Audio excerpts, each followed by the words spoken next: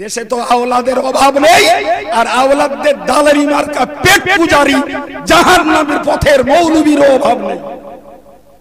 আছে এ বিশ্বাসঘাতক মৌলবীও কাইয়ুম সাহেব জানে জি তাদের চরিত্রগত দোষে জাতির কাছ থেকে যখন আস্থা কুড়ে পড়েছিল, সেরকম বক্তাকে জাতে তুলে দেওয়ার জন্য নাম্বার ওয়ান অবদান ছিল আব্দুল কাইয়ুমের।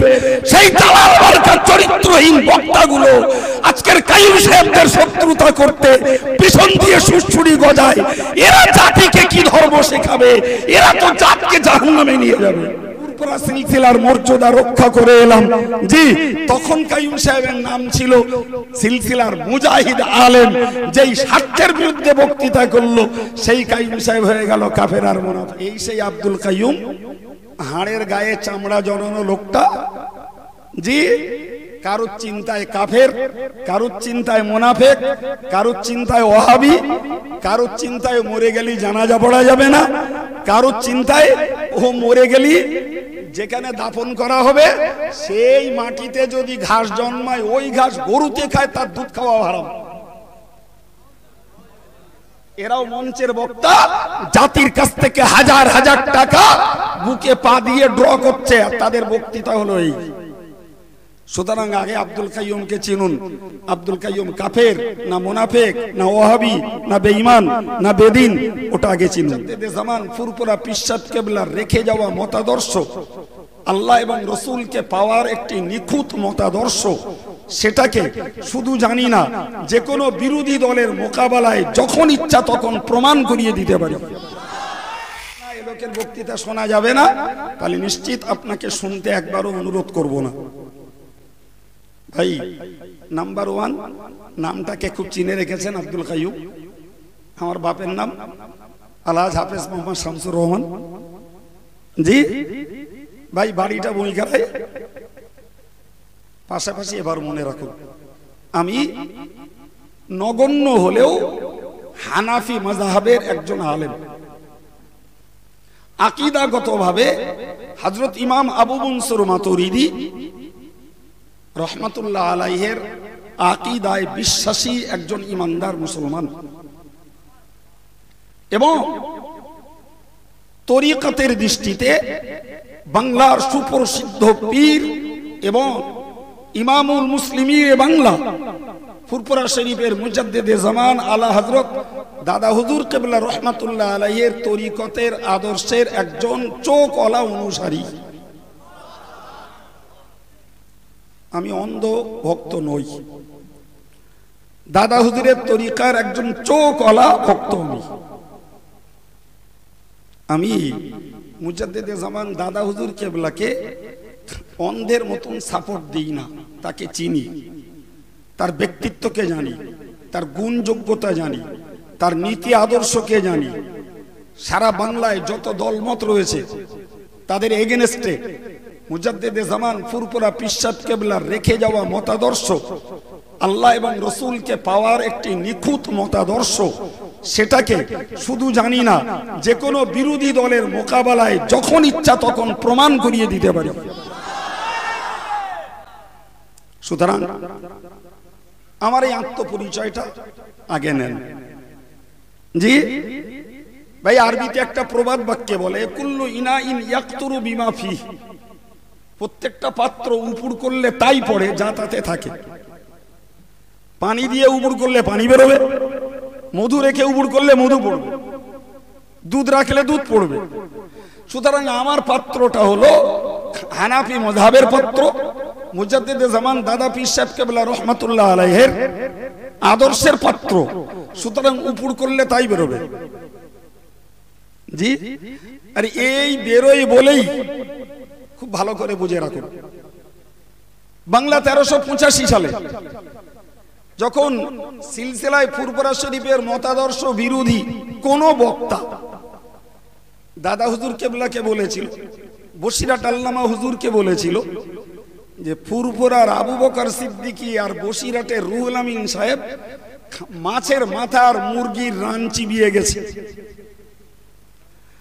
সেই সম্রাটের মুখ থেকে মাইকটা কেড়ে নিয়ে যিনি প্রতিবাদ করেছিলেন তিনি হলেন আমার আব্বা হাফেজ শামসুর রহমান সাহেব। আমি সেই রক্তের জন্ম নেওয়া আব্দুল কাইয়ুম।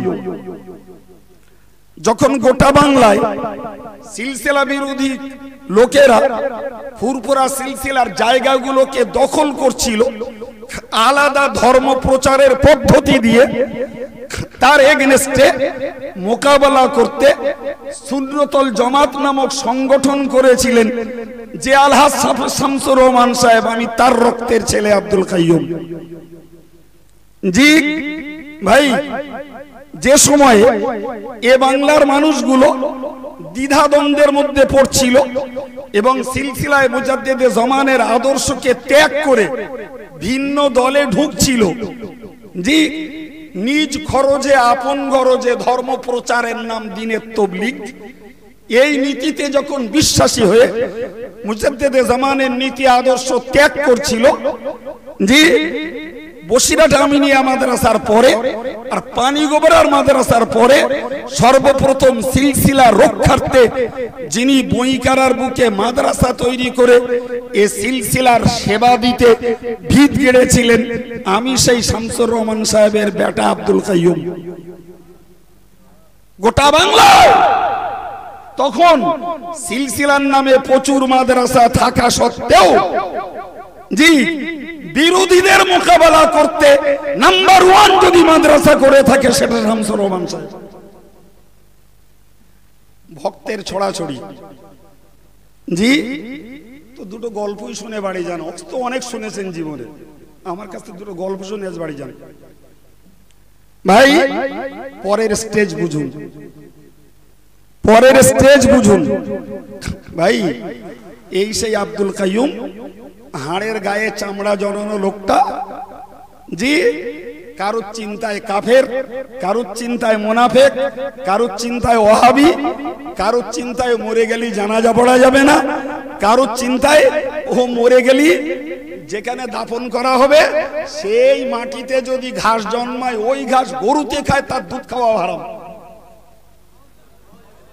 এরাও মঞ্চের বক্তা, জাতির কাছ থেকে হাজার হাজার টাকা বুকে পা দিয়ে ড্র করছে, আর তাদের বক্তৃতা হলো এই। সুতরাং আগে আব্দুল কাইয়ুমকে চিনুন। আব্দুল কাইয়ুম কাফের না মুনাফিক না ওয়াহাবি না বেঈমান না বেদিন, ওটা আগে চিনুন। তারপরে ওয়াজ শুনতে মন চায় শুনবেন, নাহলে রাস্তা খোলা আছে বাড়ি যাওয়ার জন্য। ভাই আমি আব্দুল কাইয়ুম, এই সেই লোকটা, জি যখন এদেশে দুর্বার গতিতে ফুরফুরা সিলসিলাকে নস্যাৎ করার জন্য জি উত্তরপ্রদেশের পড়ে আসা মৌলানারা তুল কালাম চালাচ্ছিল, এই সেই যিনি সর্বপ্রথম বই লিখেছিলেন উর্দু আরবি কেতাব থেকে চয়ন করে দেওবন্দীদের ভ্রান্ত মতবাদ ও তার রদ, এই সেই আব্দুল কাইয়ুম। কথা শুনতে পাচ্ছেন ভাই? এই সেই আব্দুল কাইয়ুম যিনি মেজলা হুজুর পীর কেবলা রহমাতুল্লাহ আলাইহির সংকলিত 6 ধারার তাবলীগ জমাত জায়েজ কিনা জি প্রকাশ করে এই জাতির কাছে চোখ ফুটিয়ে দিয়েছিলাম যে 6 ধারার তাবলীগ জমাত নামে যে দলটা উড়ে ঘুরে বেড়াচ্ছে, তোমরা যখন ফুরফুরা সিলসিলার লোক, সেই সেই ফুরফুরা সিলসিলার মুফতি আজম বলে পরিচিত মেজলা হুজুর পীর কেবলার সঞ্চিত তার মতামত মন্তব্যগুলো জানো বলে 6 ধারার তাবলীগ জমাত জায়েজ কিনা বই প্রকাশ করেছিলাম, এই সেই আব্দুল কাইয়ুম। তাহলে ভালোই মনে হচ্ছে এ লোক ফুরফুরা বিরোধী। কি হলো, রাতের বেলা ঘুমিয়ে ঘরে বলছেন না তো? তাহলে কোন লজ্জায় যারা দালালি মারে কাফের বলে, আর যারা কাফের বলাদের দালালি মারে, যে মৌলবী গুলো পেটের জ্বালায় আর পয়সার জ্বালায়, সে দালাল মার্কা মৌলবী গুলোর পিছনে আপনাদের পিছনে সমর্থন থাকে।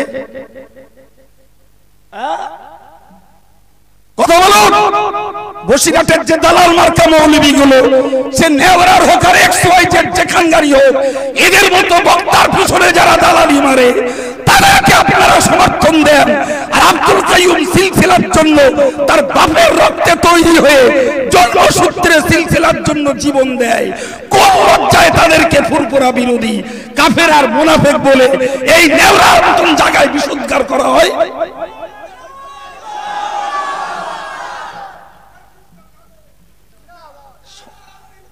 আমি আগেই বলেছি, সন্ধ্যাবেলা কি শুনেছেন জানি না, এক যুগ আগে নেওরা এসেছি, এক যুগ পরে ভুলে গেছে নেওরার মানুষ।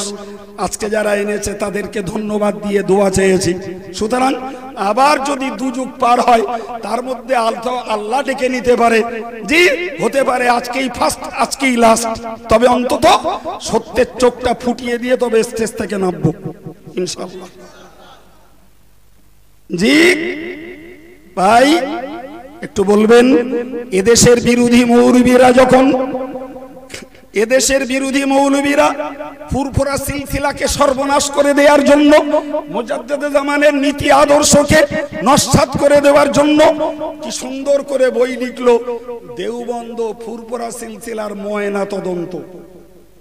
ওটা বাংলায় ফুরফুরা দালাল ভক্তি জিন্দাবাদ কুলানোর ভক্ত আলেম, জি যেখানে সেখানে তকবীর মেরে দিয়ে দাওয়াত নেবার ধান্দায়, জি যারা দালালি মেরে ঘুরছে, কারুর কোনো কলম চলিনি, কেউ কোনো মুখ খুলিনি, এই অধম আব্দুল কাইয়ুম 2 খণ্ড বই লিখে বাংলার মানুষের চোখ ফোটালো। বইয়ের নাম দিলাম ফুরফুরার হাতিয়ার। নেওরার লোকের নসিবে সে বই পড়া জুটেছে কিনা জানি না।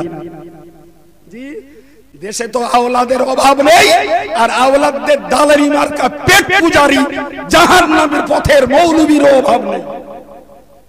আছে এ বিশ্বাসঘাতক মৌলবীও কাইয়ুম সাহেব জানে, জি তাদের চারিত্রিকগত দোষে জাতির কাছ থেকে যখন আস্থা কুড়ে পড়েছিল, সেরকম বক্তাকে জাতে তুলে দেওয়ার জন্য নাম্বার 1 অবদান ছিল আব্দুল কাইয়ুমের। সেই দালাল মার্কার চরিত্রহীন বক্তাগুলো আজকের কাইয়ুম সাহেবদের শত্রুতা করতে পিছন দিয়ে সুড়সুড়ি গজায়। এরা জাতিকে কি ধর্ম শেখাবে? এরা তো জাতকে জাহান্নামে নিয়ে যাবে। লজ্জার বাঁধন থাকার দরকার। কিচ্ছু বুঝতে পারেন না আমার কথা? জি জাতে তুলে দেওয়ার জন্য কাইয়ুম সাহেব আর ইয়াকুব সাহেবের অবদান ছিল নাম্বার 1। বিশ্বাসঘাতকতার সীমা থাকা দরকার। তারাই এখন ভুলে যে কাইয়ুম সাহেব আর ইয়াকুব সাহেবদের পিছনে সুড়সুড়ি মারে, জি আর টিটকারি মারে। 6000 টাকা চাকরি করে, তোর মুরত থাকে তা যা আলিয়া আইগে 1 লাইন পড়িয়া আইগে যা। জি কাইয়ুম সাহেবের আল্লাহ মুরত দিয়েছে বলে বাঘা বাঘা দেওবন্দীদের সঙ্গে স্টাফ সেজে, জি আব্দুল কাইয়ুম মুজাদ্দেদে জামানের সিলসিলার পক্ষে আলিয়া ইউনিভার্সিটিতে 7 বছর হাদিস তাফসীর আর ফিকহ পড়িয়ে এসেছে। পয়সার দালাল তোরা হতে পারিস, কাইয়ুম সাহেব পয়সার দালালি করিনি। 6000 টাকার মাইনে হোক আর 36000 টাকার মাইনে হোক, ভারতবর্ষের প্রাচীনতম প্রতিষ্ঠান আলিয়া ইউনিভার্সিটিতে জি 7 বছর ধরে হাদিস তাফসীর ফিকহ পড়িয়ে এসেছি। কোন লজ্জায় মুখ দিয়ে বেরোয়? 600 টাকার চাকরি করে তুই জানা, তো 60,000 টাকা আমি মাইনে দেবো, একটা কেতাব পড়িয়ে দিন। হ্যাঁ সারা জীবন হাসান হোসেনের জীবনী বলে বেলাটারের মতন টেনে লম্বা করে টাকা গুনে খেলে কোন লজ্জায় একথা মুখ দিয়ে বেরোয়? ভাই আমার, ফুরফুরার হাতিয়ার বই লিখলাম ময়না তদন্ত বইয়ের যোগ্য জবাব দিয়ে। আমি তখন এক ঢেরে কি বলে 80 গাড়ি চালাই, বই ছাপার পয়সা নি। এক পিজ্জাদারে বললাম, হুজুর বইটা লিখেছি, ছাপার মতন পয়সা নেই, দুটো পয়সা দেবেন? তো তিনি আমার বললেন দিতে পারি, পয়সা আমার শোধ করে দিতে হবে। জি আমি বললাম, হুজুর বেয়াদবি মাফ করুন, পয়সা শোধ করে দেওয়ার ক্ষমতা আমার নেই, তবে আপনি যে টাকা দেবেন সেই টাকা অনুপাতে বইটা দিয়ে দেবো, আপনি একটু দয়া করে বিক্রি করে পয়সাটা তুলে নেবেন। সিলসিলার ভক্ত না? হ্যাঁ সিলসিলার ভক্ত সেজেছ বড্ড বেশি। হ্যাঁ, সেই বই 10,000 টাকা তিনি ধার দিলেন, 10,000 টাকার আনুপাতিক বই তাকে দিয়ে দিলাম। বইটার নাম দিলাম ফুরফুরার হাতিয়ার। আমার বাপের নীতিও তাতে লিখিনি, জি, আর আমার নীতিও লিখিনি। ওই বইয়ের যোগ্য জবাব দিলাম একদম কোটেশন করে, টু দি পয়েন্ট। সুবহানাল্লাহ। জি ও ভাই, বাসন্তীতে যখন বিরোধীদের সঙ্গে বাহাস হলো, জি, সেখানে বলতে গেলে বলতে হয়, আজকের নেওরার থেকে তিনি পর্দা নিয়েছেন হযরত মরহুম মাওলানা আবুল হোসেন সাহেব হুজুর, তিনি সেখানে ছিলেন। আল্লাহ রাজ সাক্ষী, আল্লাহ রাজ সাক্ষী। তার আজিজুল হক কাশিমের মতো আলেমটার মুখ বন্ধ করতে আব্দুল কাইয়ুম সেদিন মোকাবেলা করেছিল। সিলসিলার পানানো ভক্তগুলো কোথায় ছিলে? বড্ড তো পানাচ্ছে সিলসিলা সিলসিলা করে, কোথায় ছিলে?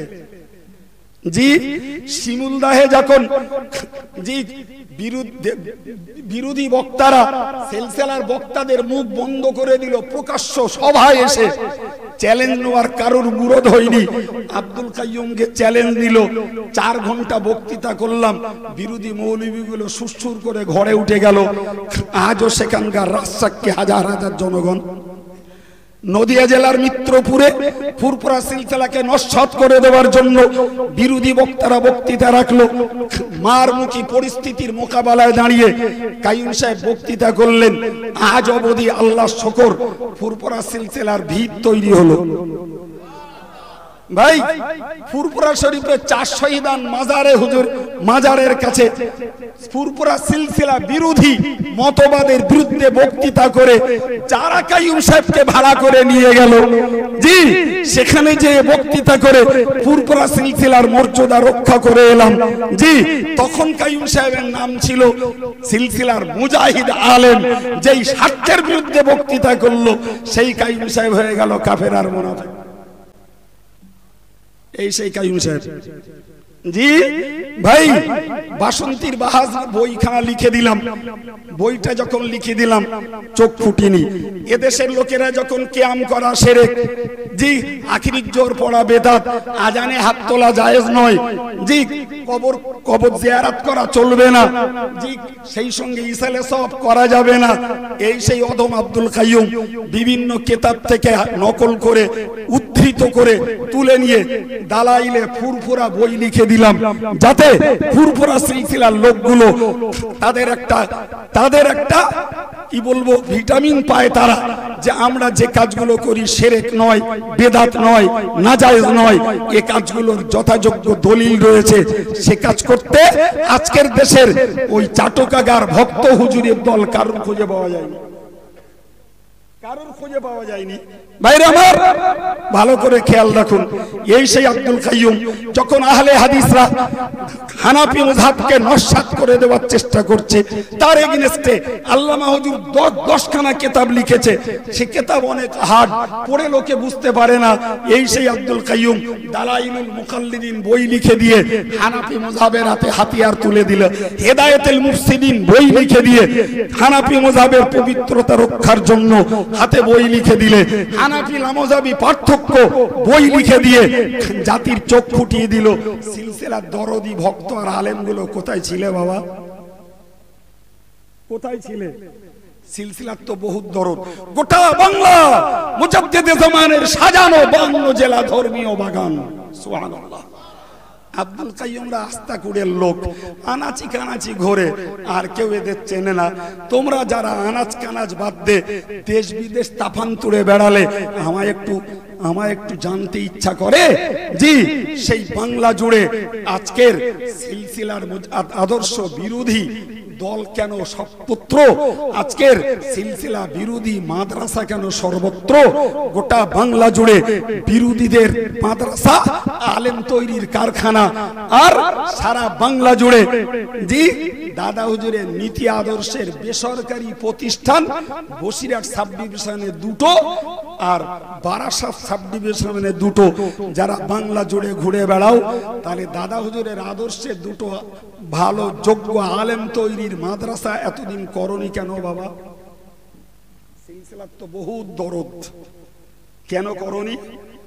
জি ভাই, এই সেই আব্দুল কাইয়ুম যারা অল ইন্ডিয়া সুন্নতুল জামাত তৈরি করে মুজাদ্দিদে জামানের নীতি আদর্শে দাতব্য চিকিৎসা, মানুষের শিক্ষার সেবা, ছাত্রদের মাঝে যোগ্য আলেম পড়ানোর ব্যবস্থাপনা করে মুজাদ্দিদে জামান দাদা পীর সাহেব কেবলার পথে যোগ্য কারি, যোগ্য মাওলানা, যোগ্য মুফতি, যোগ্য মুহাদ্দিস, আরবি সাহিত্যিক তৈরি করে দেশের মানুষের কাছ থেকে ভিক্ষা করে জি একাধিক প্রতিষ্ঠান চালিয়ে আসছে। শুধু ছেলেদের নয়, রীতিমতো এদের পরিচালনাধীন মাদ্রাসা থেকে এবছরই মেয়েরা বুখারী শরীফ পড়ে মাওলানা পাশ করে বার হবে। একবার জোরে বলুন সুবহানাল্লাহ। জি কই দাদা হুজুরের মতাদর্শে এত প্রাণ উতলে ওঠে, তাহলে দাদা হুজুরের মতাদর্শে যোগ্য আলেম বানানোর জন্য আর 5টা কারখানা হুগলি জেলায়, জি মুর্শিদাবাদে, মেদিনীপুরে, বাঁকুড়াতে, পুরুলিয়াতে, বীরভূমে, উত্তর দিনাজপুরে, দক্ষিণ দিনাজপুরে, কুচবিহারে, মালদাহে, জলপাইগুড়িতে করনি কেন বাবা? কেন করনি? সিলসিলাত তো এত দরদ। যদি দেশের মাটিতে মাদ্রাসা থাকতো, যোগ্য আলেম যদি তৈরি হতো, তাহলে আজকের দাদা হুজুরের সাজানো বাগান অন্যেরা দখল করতে পারতো না। জি কেন কেন এত স্বৈরচারিতা?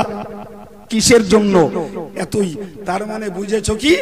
বুঝেছো এটাই, জি ফেরাউনের খোদাই দাবিত্ব চলতে ফেরাউন বুঝেছিল দেশ থেকে আগে শিক্ষা ব্যবস্থা উৎখাত করা দরকার। শিক্ষা ব্যবস্থা উৎখাত করতে পারলে তবে আমার খোদাই দাবিত্ব চলবে। আর যদি দেশের মানুষের চোখ ফুটে যায়, আমার খোদাই দাবিত্বর ভণ্ডামি ধরা পড়বে। আজকের পড়তে হলো না, ডিগ্রি ভালো করে জোগাড় করতে হলো না, জি ডিগ্রি জোগাড় করতে হলো না। দেশের আবেগ ভরা জনগণ পীর সাহেব বলে জিন্দাবাদ দিলে, আল্লামা বলে জিন্দাবাদ দিলে, মুফতি বলে জিন্দাবাদ দিলে, মুফাসসিরে কোরআন বলে জিন্দাবাদ দিলে, জি ভাই ডিগ্রি দেয় কলেজ ইউনিভার্সিটি।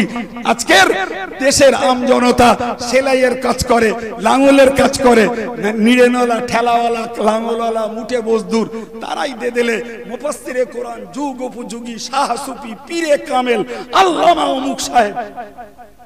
লেঠালা জীবনে পড়তে হলো না, কিচ্ছু করতে হলো না, এক গাদা ডিগ্রি পেয়ে গেলাম, সুতরাং ফাও পাচ্ছি যখন ছেড়ে দিয়ে লাভটা কি?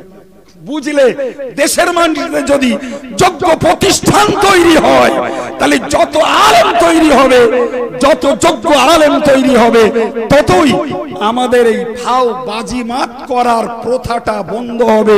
অতএব আগেই ছেড়ে দাও, মাদ্রাসায় চাঁদা দিও না, যাকাত ফিতরার পয়সা খাচ্ছে ওরা, হারাম খাচ্ছে। কি সুন্দর করে ঝেড়ে দিলে। কাইম সাহেব কাফের, বেঈমান, মুনাফিক, ওয়াহাবি, ওদেরকে তোমরা যা প্রশ্রয় দিও না, ওদের অশোনা হারাম, জি ওদের প্রতিষ্ঠানে চাঁদা দেওয়া হারাম। তার মানে পুরো চালটা ফেরাউনি চাল। বলেন দেশে আরো মাদ্রাসা আছে, আল্লাহকে সাক্ষী রেখে বলছি, কাইয়ুম সাহেব মাদ্রাসা করে চালাচ্ছে, কাইয়ুম সাহেবদের সংগঠনে মাদ্রাসা চালাচ্ছে, জি ভাই সেখানে দাদা হুজুরের, এই বসিরহাট হুজুরের স্মৃতি লেখা আছে। ভাই খোঁজ নিতে হবে, কাইয়ুম সাহেবদের পরিচালনাধীন মাদ্রাসার ছাত্র ছাত্রীগুলো এরা ফুরফুরা সিলসিলার মতাদর্শে কত শক্ত, বসিরহাট আল্লামা হুজুরের মতাদর্শে কত শক্ত। দেশে আমিনিয়া, সিদ্দিকিয়া নাম দিয়ে আরো প্রচুর মাদ্রাসা চলছে, সেখানকার ছাত্র ছাত্রীদের পঠন পাঠন, আদর্শ, আখলাক আর আদব কতটা দাদা হুজুর বসিরহাট হুজুরের নীতির সঙ্গে মিল খায়, এই কুয়ায় বসে আন্দাজ করলে হবে না, জায়গায় চলে আন্দাজ করে দেখবেন যে আজকের যদি দেশের মাটিতে সত্যকারের মুজাদ্দিদে জামানের মতাদর্শে উপযুক্ত আলেম যদি তৈরি করে থাকে, অল ইন্ডিয়া সুন্নাতুল জামাতের প্রতিষ্ঠানগুলোই তৈরি করছে। বাকি গেটাপে আছে সিদ্দিকিয়া, গেটাপে আছে আমিনিয়া, তাদের নীতি আর আদর্শগুলো খুঁজলে দেখা যাবে সিদ্দিকিয়া আর আমিনিয়া নীতি আদর্শ জবাই করে দিয়ে চলছে মাদ্রাসা।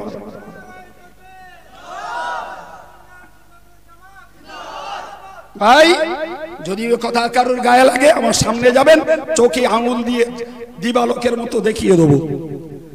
সিলসিলা বিরোধী কাইয়ুম সাহেব, হ্যাঁ কাইয়ুম সাহেব ফুরফুরা বিরোধী, ভাইরা আমার, আমি আপনাকে বুঝিয়ে বুঝিয়ে এ পর্যন্ত এসেছি। বাংলার গল্পের ভিতর দিয়ে আজ প্রচুর শুনেছেন, ব্রেনটা কালচার করুন, ব্রেনটা কালচার করুন। জি, যে মুজাদ্দিদ জামান দাদা পীর সাহেব কেবলার মতাদর্শে কাইয়ুম সাহেবদের প্রচেষ্টা, মেহনত, অবদান কতটা বর্তমান সময়ে, আগেকার আলেমরা অনেক করেছেন, তাদের আপন জায়গায় আল্লাহ জাযা দিন, সবাই বলুন আমিন।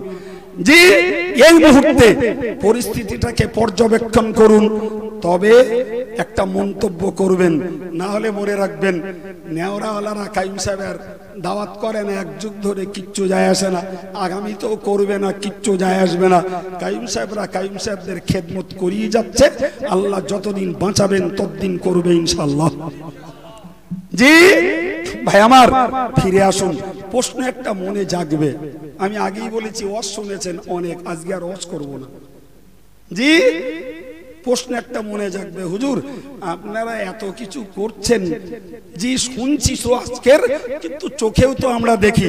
ভাই আমাদের বাপের পৈতৃক সম্পত্তি নেই, আর পূর্বপুরুষদের জমিদারি নেই, যা করি সব আপনাদের মতো জনগণের পয়সা নিয়ে, ঠিক না ভুল? জি ভাই, তাহলে এত কিছু করছি আপনাদের পয়সা নিয়ে, সেটা তো আপনাদের কাছে দিবালোকের মতো স্পষ্ট, ছবির মতো না, ছবি তো ঝাপসা থাকে, দিনের মতো স্পষ্ট। এরপরেও কেন আমাদের নামে বিশুদ্ধার? এই প্রশ্নটা তো ওটা উচিত, ঠিক না ভুল? জি, বিশ্বাস করুন এখানে যত লোক আছে, আমার ধারণা এর হকিকত, এর রহস্য ম্যাক্সিমাম মানুষ জানেন না, ম্যাক্সিমাম মানুষ জানেন না। ভাই আজকের 2-5 মিনিট সে কথাটাও শুনুন। জি ভাই, এত কিছু করে আসছে আমার আব্বার পিরিয়ড থেকে, আর আমরা সেই রুট ধরেই চলে আসছি। এরপরেও আমাদের প্রতি কেন এত বিশুদ্ধার, কেন এত শত্রুতা, এর পিছনে মৌলিক রহস্য কি, সেটাও আজকে জানা দরকার। জানতে ইচ্ছা আছে আপনাদের? হ্যাঁ শুনুন ভাই, আমি 2002 সালে হজ পাকে গেছিলাম, আল্লাহ নিয়ে গেছিলেন।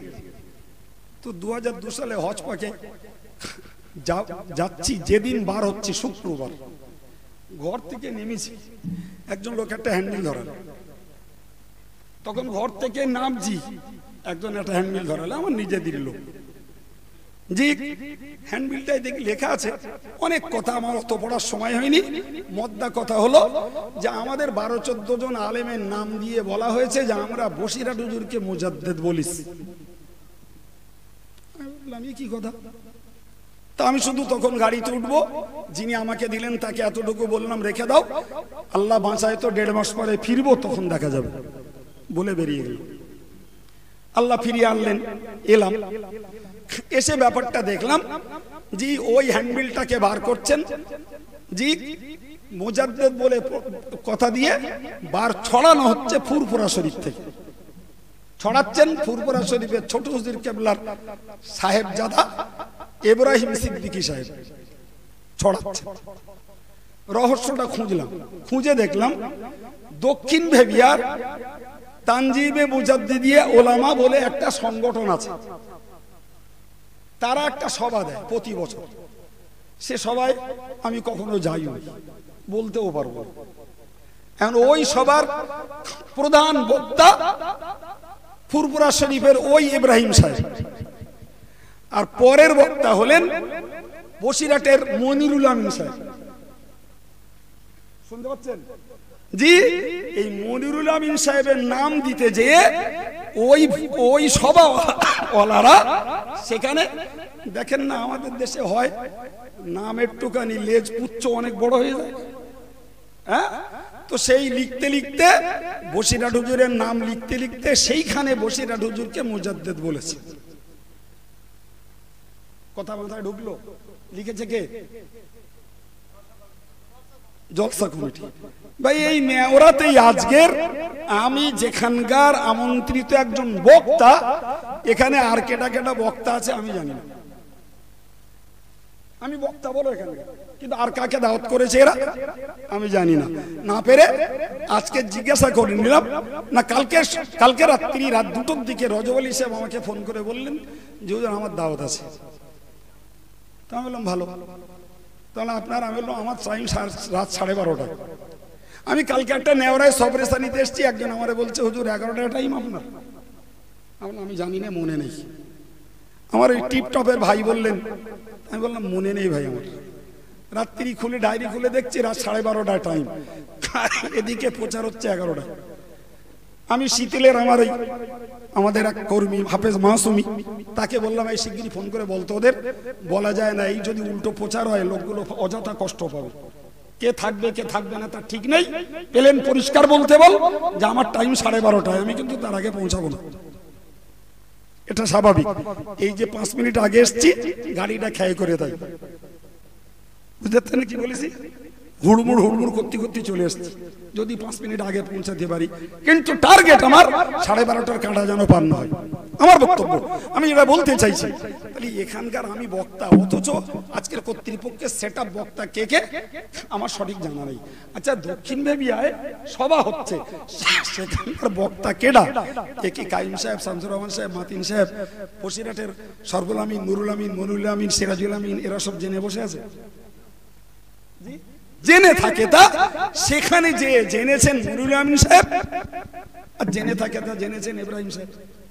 ওই হ্যান্ডবিল হযরতজি নিয়ে ফুরফুরায় চলে গেছে, চলে যেয়ে এবার নিজে নিজে এবার ওহী নাজিল করেছে। তাতে লিখেছে যে শামসুর রহমান, কায়ুম, মতিন, গোলাম মাওলা, মুসা কালিম, সরফুল আমিন, মনিরুল আমিন, সিরাজুল আমিন, জি নুরুল আমিন, এরা সবাই মিলে বসিরহাটের মাওলানা রুহুল আমিন সাহেবকে মুজাদ্দিদ বলেছে। শুরু হয়ে গেল খেল। কেসটা শুনতে পাচ্ছেন?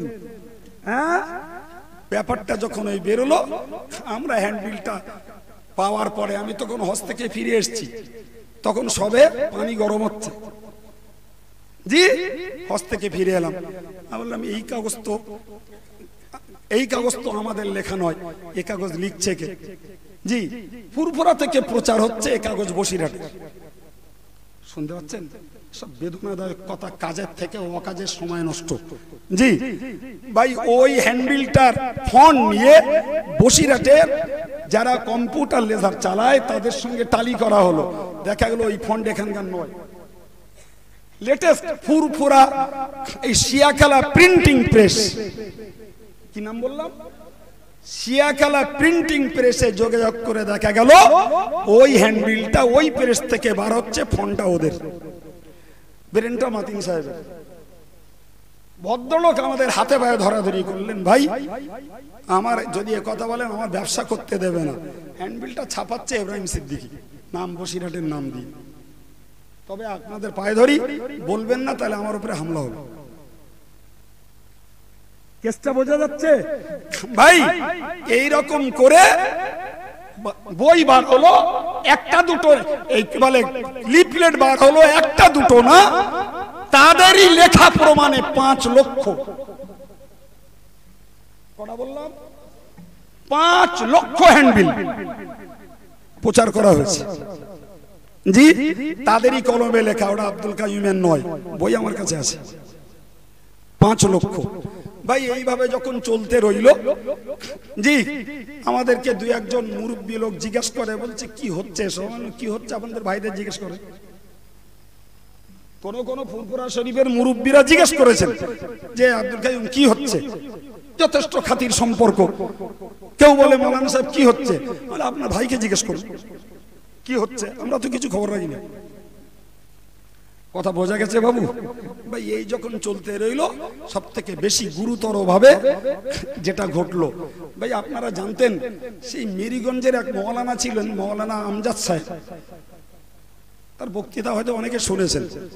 বেচারা অ্যাক্সিডেন্ট করে ইন্তেকাল করেছিল। সে বেচারা ইন্তেকাল করলেন, তার বোধহয় মাস 3 বাধায় একটা বই বেরিয়ে গেল, বইটার নাম হলো আমজাদ হোসেনের চাবুক। তিনি বলে ইন্তেকাল করে গেছে, বই বার হচ্ছে 3 মাস পরে।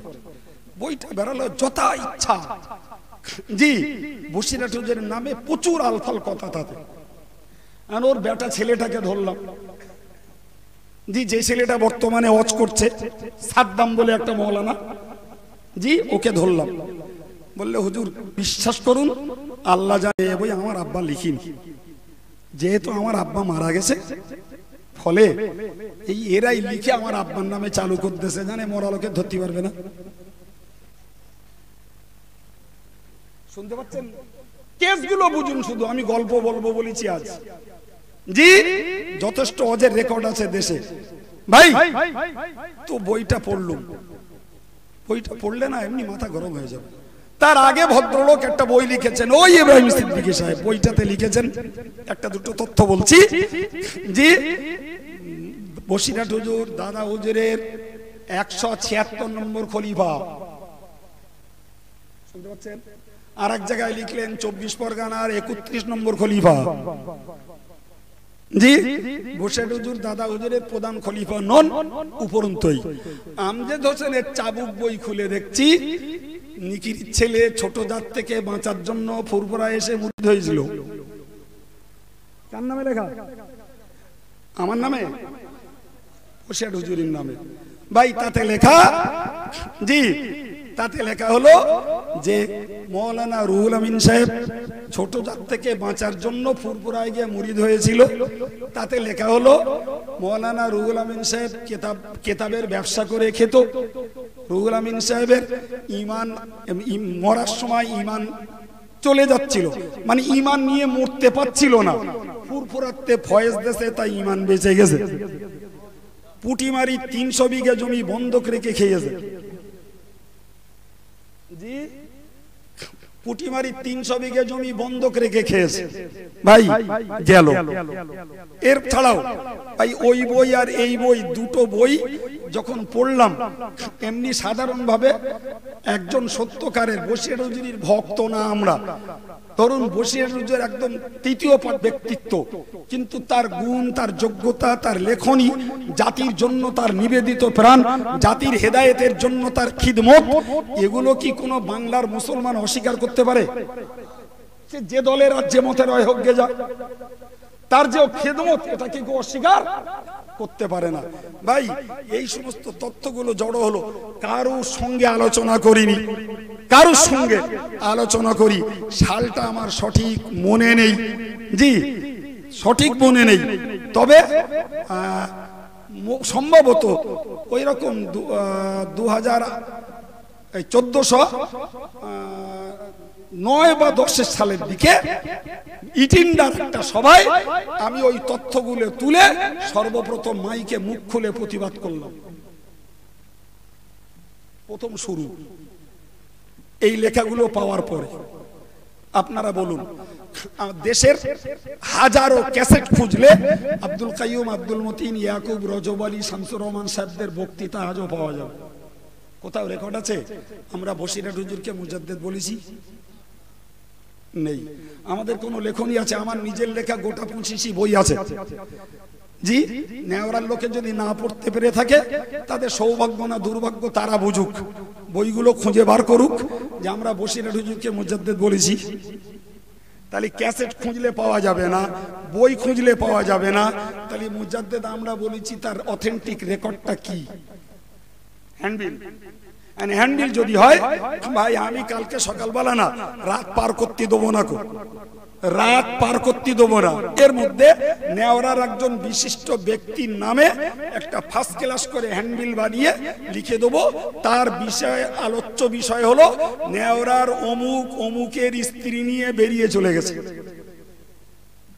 রাত পার হবে না, তার মধ্যে নেওয়ার রাস্তায় কাগজ গিজগিজ করবে। পারবো না, পারবো না, জোরে বলুন পারবো? জি, তাহলে আপনি যদি ইমানদার হন তাহলে আপনার উচিত কর্তব্য হলো যেই হ্যান্ডবিলটা রাস্তায় কি মসজিদের মেম্বারের কাছে কিংবা দোকানের সামনে পড়ে আছে, যে ব্যক্তিটার নাম করে ভাই এইটাকে যদি বিশ্বাস করতে হয় তাহলে আগে সংশ্লিষ্ট ব্যক্তিটাকে সামনে রেখে বিষয়টার সত্য অসত্য যাচাই করা দরকার। তা না হলে কম্পিউটারের যুগ, হ্যান্ডেল ছড়িয়ে দিতে 2 ঘন্টা সময় লাগে, তার বেশি লাগে না। লাগবে 2 ঘন্টাও লাগবে না রে ভাই, হয়তো 10-15 মিনিট লাগবে ডিটিপি করতে, একটা প্রিন্ট আউট, আর মিনিট 5-7 লাগবে গোটা কত জেরক্স করতে, ছড়িয়ে দেওয়া যাবে। এই লাগবে না, লাগবে না, এ পার করা যাবে না, যাবে না।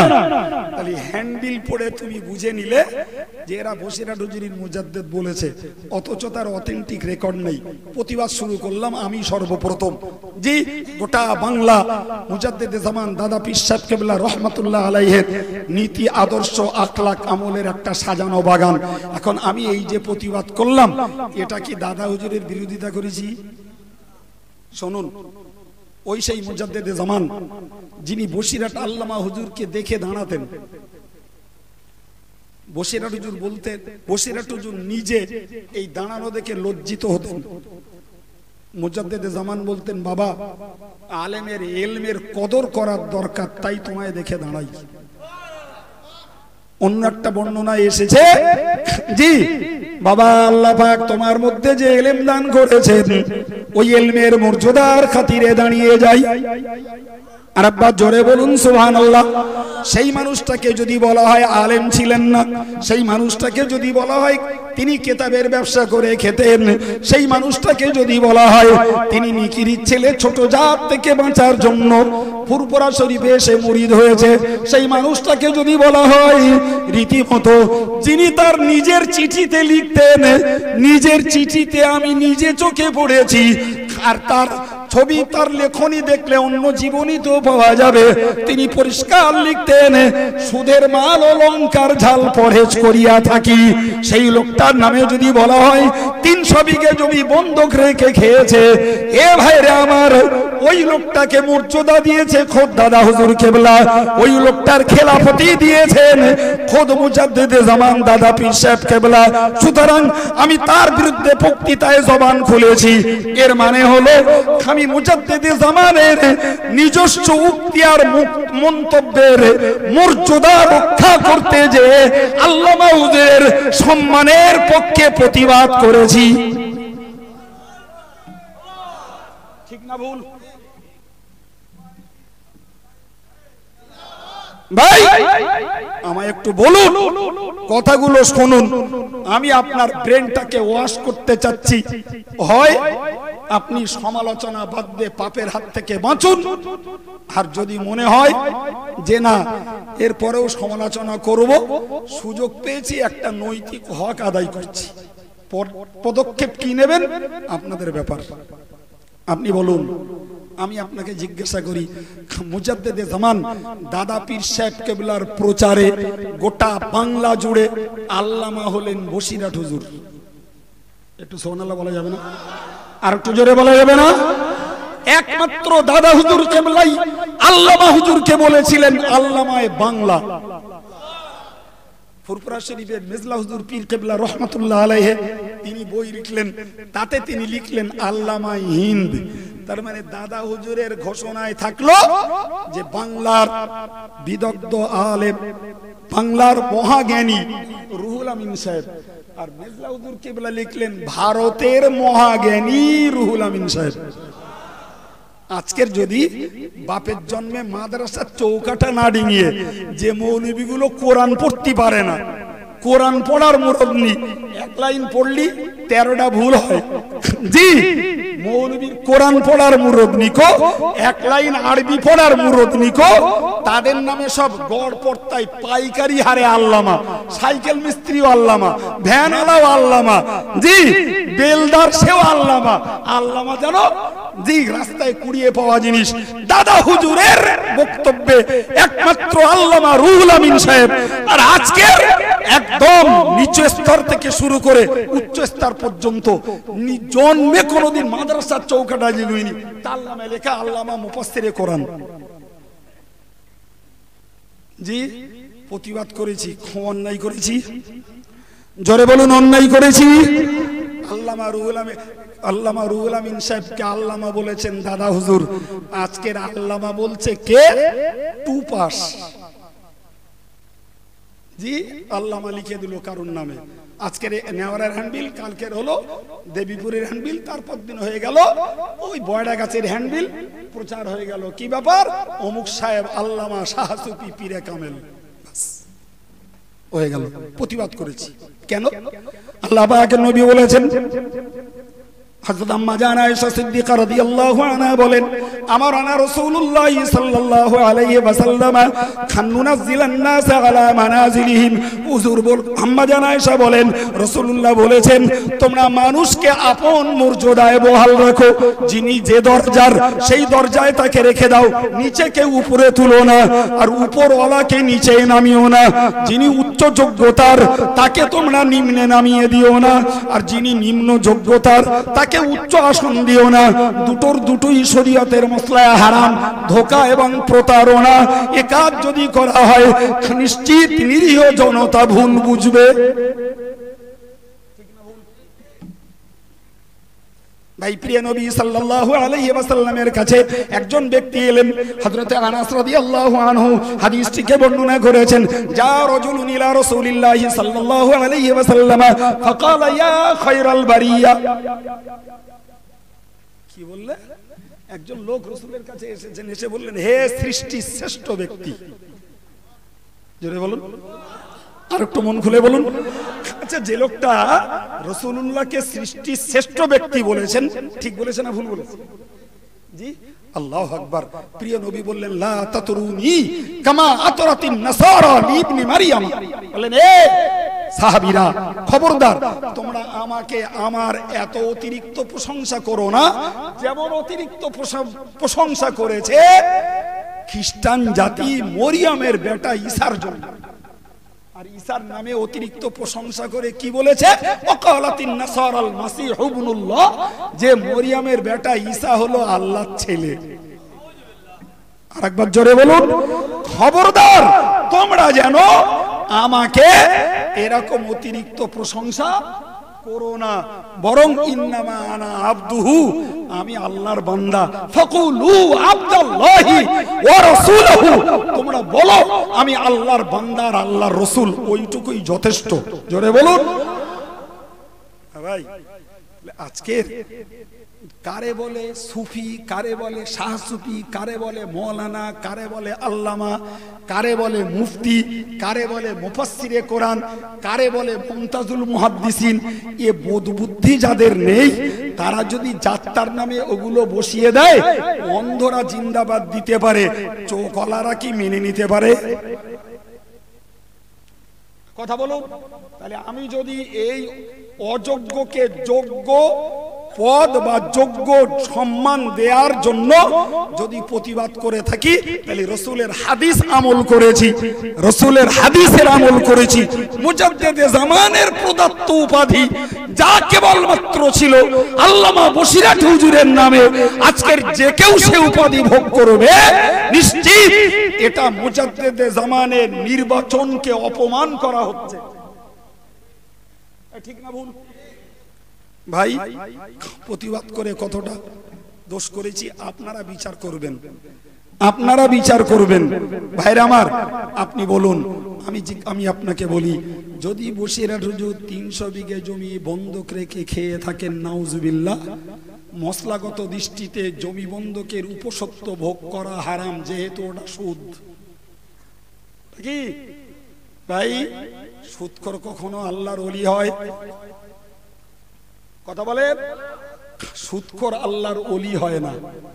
জি ভাই, কেননা ওলি হওয়ার জন্য, পীর হওয়ার জন্য নাম্বার 1 শর্ত হলো ঈমান, আর নাম্বার 2 শর্ত হলো পরহেজগারিতা।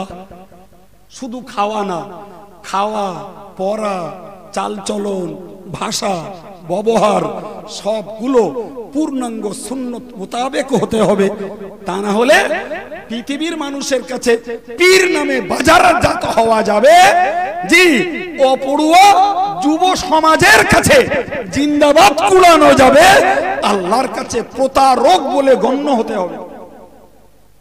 এই আমার কথা শুনছেন? জি ভাই, পীর হওয়ার জন্য কি দরকার বলেছি?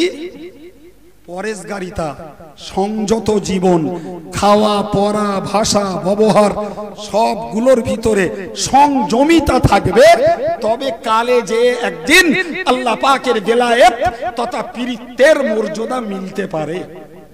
সেটাও আল্লাহর দয়া, সেটাও আল্লাহর দয়া। আচ্ছা, মুজাদ্দেমান দাদা পীর সাহেব কেবলা রহমাতুল্লাহ আলাইহি, জি আমরা এক কথা বিশ্বাস করি, তিনি বাংলার ওলিদের মধ্যকার শ্রেষ্ঠ ওলি। পালা করে বলতেছেন কেন কথাটা? আপনারা মানেন না ওটা? দাদা হুজুর বাংলার ওলিদের শ্রেষ্ঠ ওলি, কথাটি আমার মন্তব্য নয়, মন্তব্যটা খোদ বসিরহাট হুজুরের। তিনি তার বইয়ের প্রত্যেকটা কভার পেজে লিখেছেন বঙ্গের আউলিয়াকুল শ্রেষ্ঠ। সুবহানাল্লাহ। জি, আল্লামা হুজুর যখন মুজাদ্দেদে জামানের খলিফা, সুতরাং তিনি খলিফা হয়ে তার পীরকে যে চোখে যে দৃষ্টিতে ভিতর বাইরে যতটা চিনতে পেরেছেন, নিঃসন্দেহে বাংলার আর অন্যরা ভক্ত হতে পারে অত সূক্ষ্ম চোখে আর কারুর চেনা সম্ভব না। ঠিক না ভুল? আরে বাবা, ছাত্র মাস্টারকে যত কাছ থেকে চেনে, আদার্স ভক্ত আর একজনকে তত স্পষ্ট চিনতে পারে না। তাহলে দাদা বসিরহাট হুজুর যখন দাদা হুজুরের নামে লিখেছেন বঙ্গের আউলিয়াকুল শ্রেষ্ঠ, সহজ বাংলা, বঙ্গের ওলিদের মধ্যে সেরা ওলি দাদা হুজুর কেবলা রহমাতুল্লাহ আলাইহি। ভাই, আপনাদের কি মনে হয় যে এই লোকটা কোন সুদখোরকে খেলাপাতি দিয়েছে? এখন সেই মুজাদ্দেদে জামানের আওলাদদের কেউ একজন তিনি যদি লেখেন যে মাওলানা রুহুল আমিন সাহেব পুটিমারির সেই কালীনগরের ওপারে পুটিমারি 300 বিঘে জমি বন্ধক রেখে খেয়েছে, তাহলে এটা শুধু দাদা বসিরহাট হুজুরের অপমান নয়, বসিরহাট হুজুরের অপপ্রচার নয়, ঘুরিয়ে দেখলে দেখা যাবে এর ভিতর দিয়ে দাদা হুজুরকে অপমান করা হয়েছে এবং দাদা হুজুরকেও তার অন্তঃচক্ষুর উপরে দোষ চাপানো হয়েছে যে তিনি কিভাবে একটা সুদখোরকে খলিফা বানালেন। এ কথার যদি আব্দুল কাইয়ুমরা প্রতিবাদ করে থাকে তাহলে এক বিন্দু অন্যায় করেনি, বরং একটা মিথ্যা অপবাদের জবাব দিয়েছে খোদ মুজাদ্দেদে জামান, যিনি সিলসিলায়ে ফুরফুরার প্রবর্তক, তার যোগ্যতার সম্মান রক্ষা করেছেন, কেননা তিনি তো বসিরহাট আল্লামা হুজুরকে খেলাফতি দিয়েছেন। জি, তাহলে প্রতিবাদ করে অন্যায় করেছি। জি ভাই, বই লেখা হয়েছে কত রকমের, একটা বই লেখা হয়েছে, বইটার নাম দেওয়া হয়েছে অপবাদের প্রতিবাদ, বসিরহাটের ফিত্তিনদের গর্দানে উলঙ্গ তলোয়ার। কোনদিন পড়েও না খোদার রহমে, পড়েও না, শুধু গাল দিয়ে বেড়ায় আর সমালোচনা কে বেরোয়। জি ভাই, বসিরহাটের ফিত্তিনদের গর্দানে উলঙ্গ তলোয়ার বইটাতে কি পরিমাণ বাজে বাজে কথা লিখেছে যা কল্পনা করা যাবে, কল্পনার বাইরে। জি, আমি আর নাম করে করে বলছি না। জি, এই কথাগুলোর প্রতিবাদ করেছি, ফলে ফুরফুরা শরীফের সকল পীরজাদাদের সঙ্গে নয়, নাম্বার 1 কন্ট্রাডিকশন ছিল ইব্রাহিম সিদ্দিকী এবং তার হ্যান্ডস, তাদের সঙ্গে। পরবর্তীকালে এটা কেউ কেউ ভাগে ভাগে নেনেছে,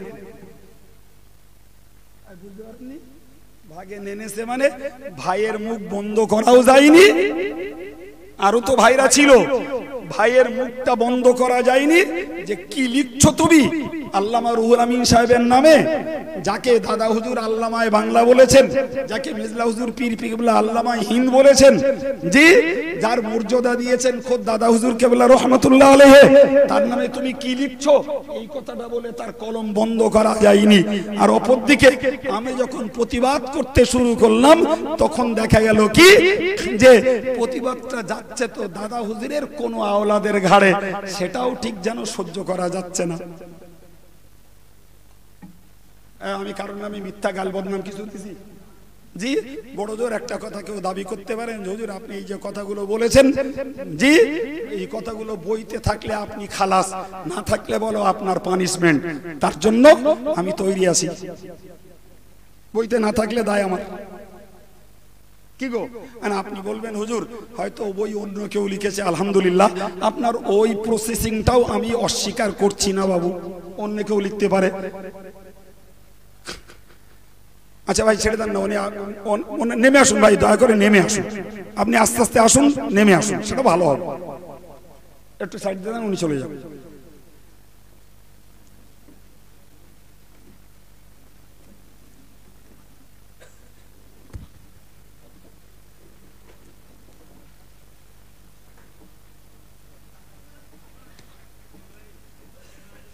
ভাইরা আমার, তো আমি আপনাকে বোঝাতে চাইলাম, যদি অন্য কেউ করে থাকেন, অন্য কেউ করে থাকেন যদি, তাহলে আমি একটা প্রস্তাব এনেছিলাম, একটা কাজ করা হোক।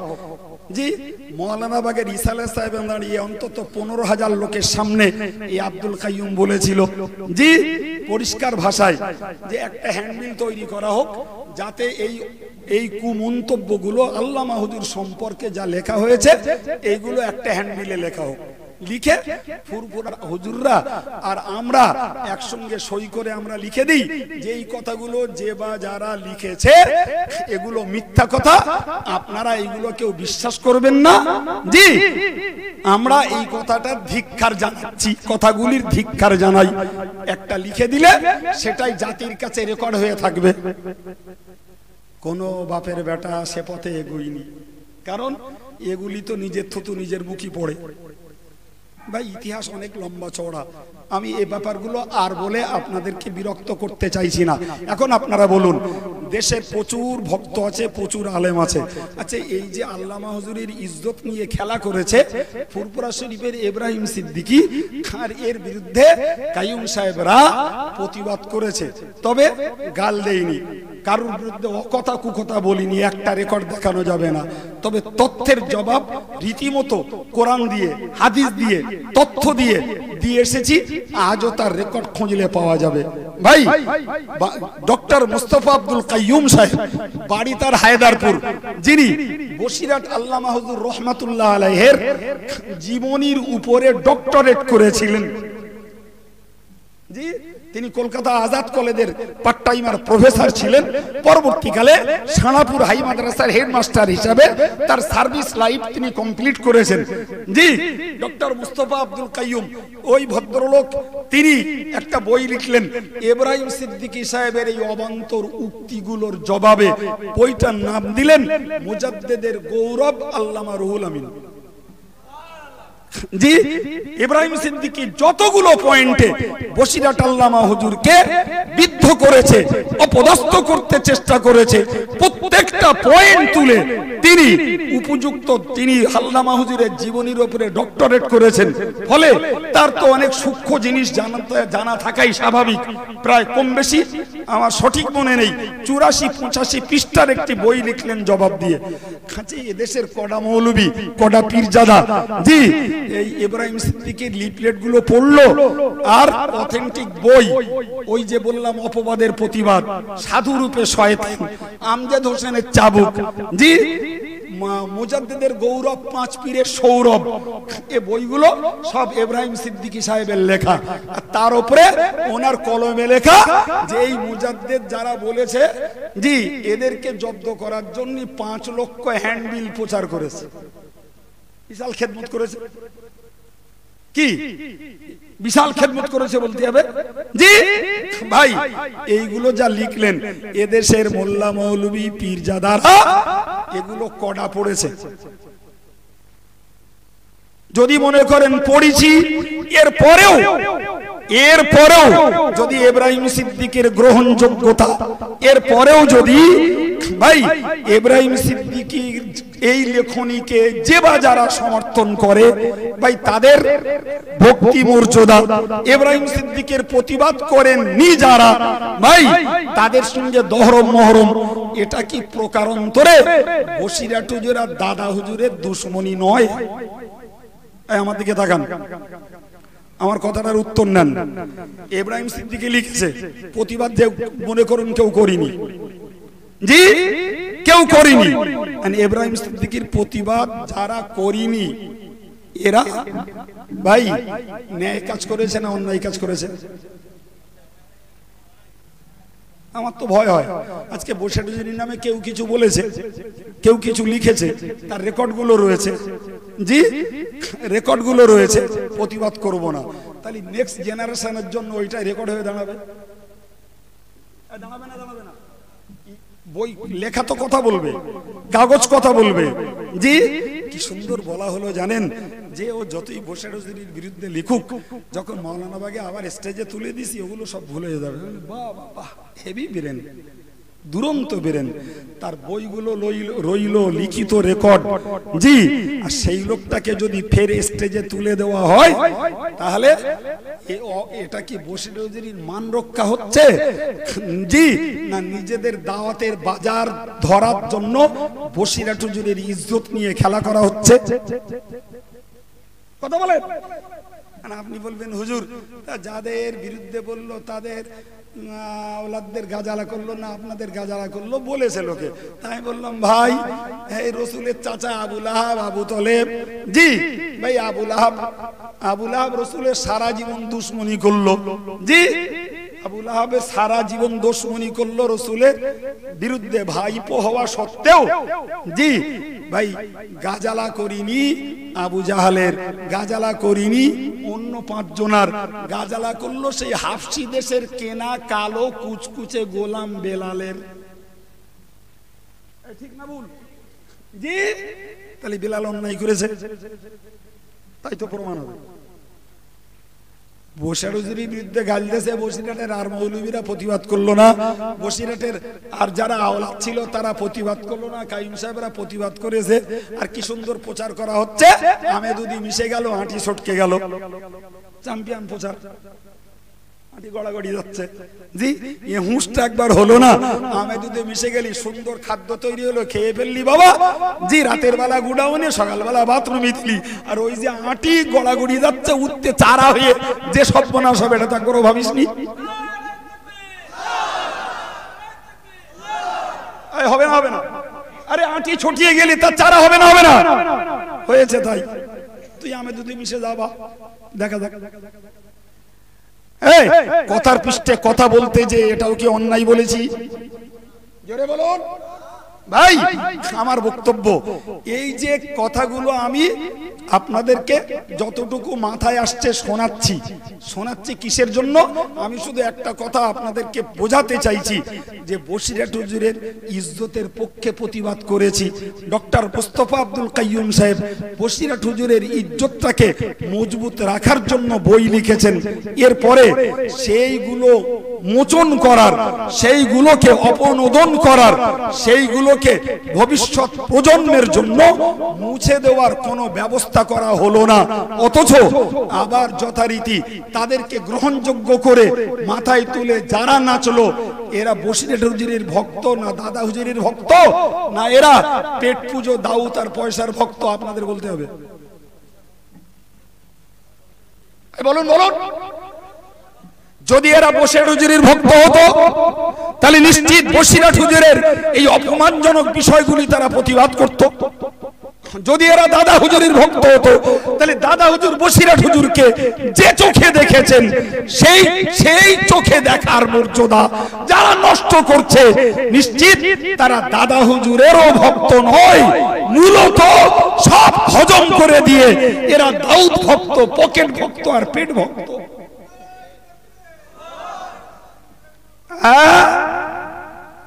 ভাইরা আমার, আমি আপনাকে বিনীত নিবেদন করে বলবো আজকে এখান থেকে সিদ্ধান্ত নেন, আপনারা যা বলবেন।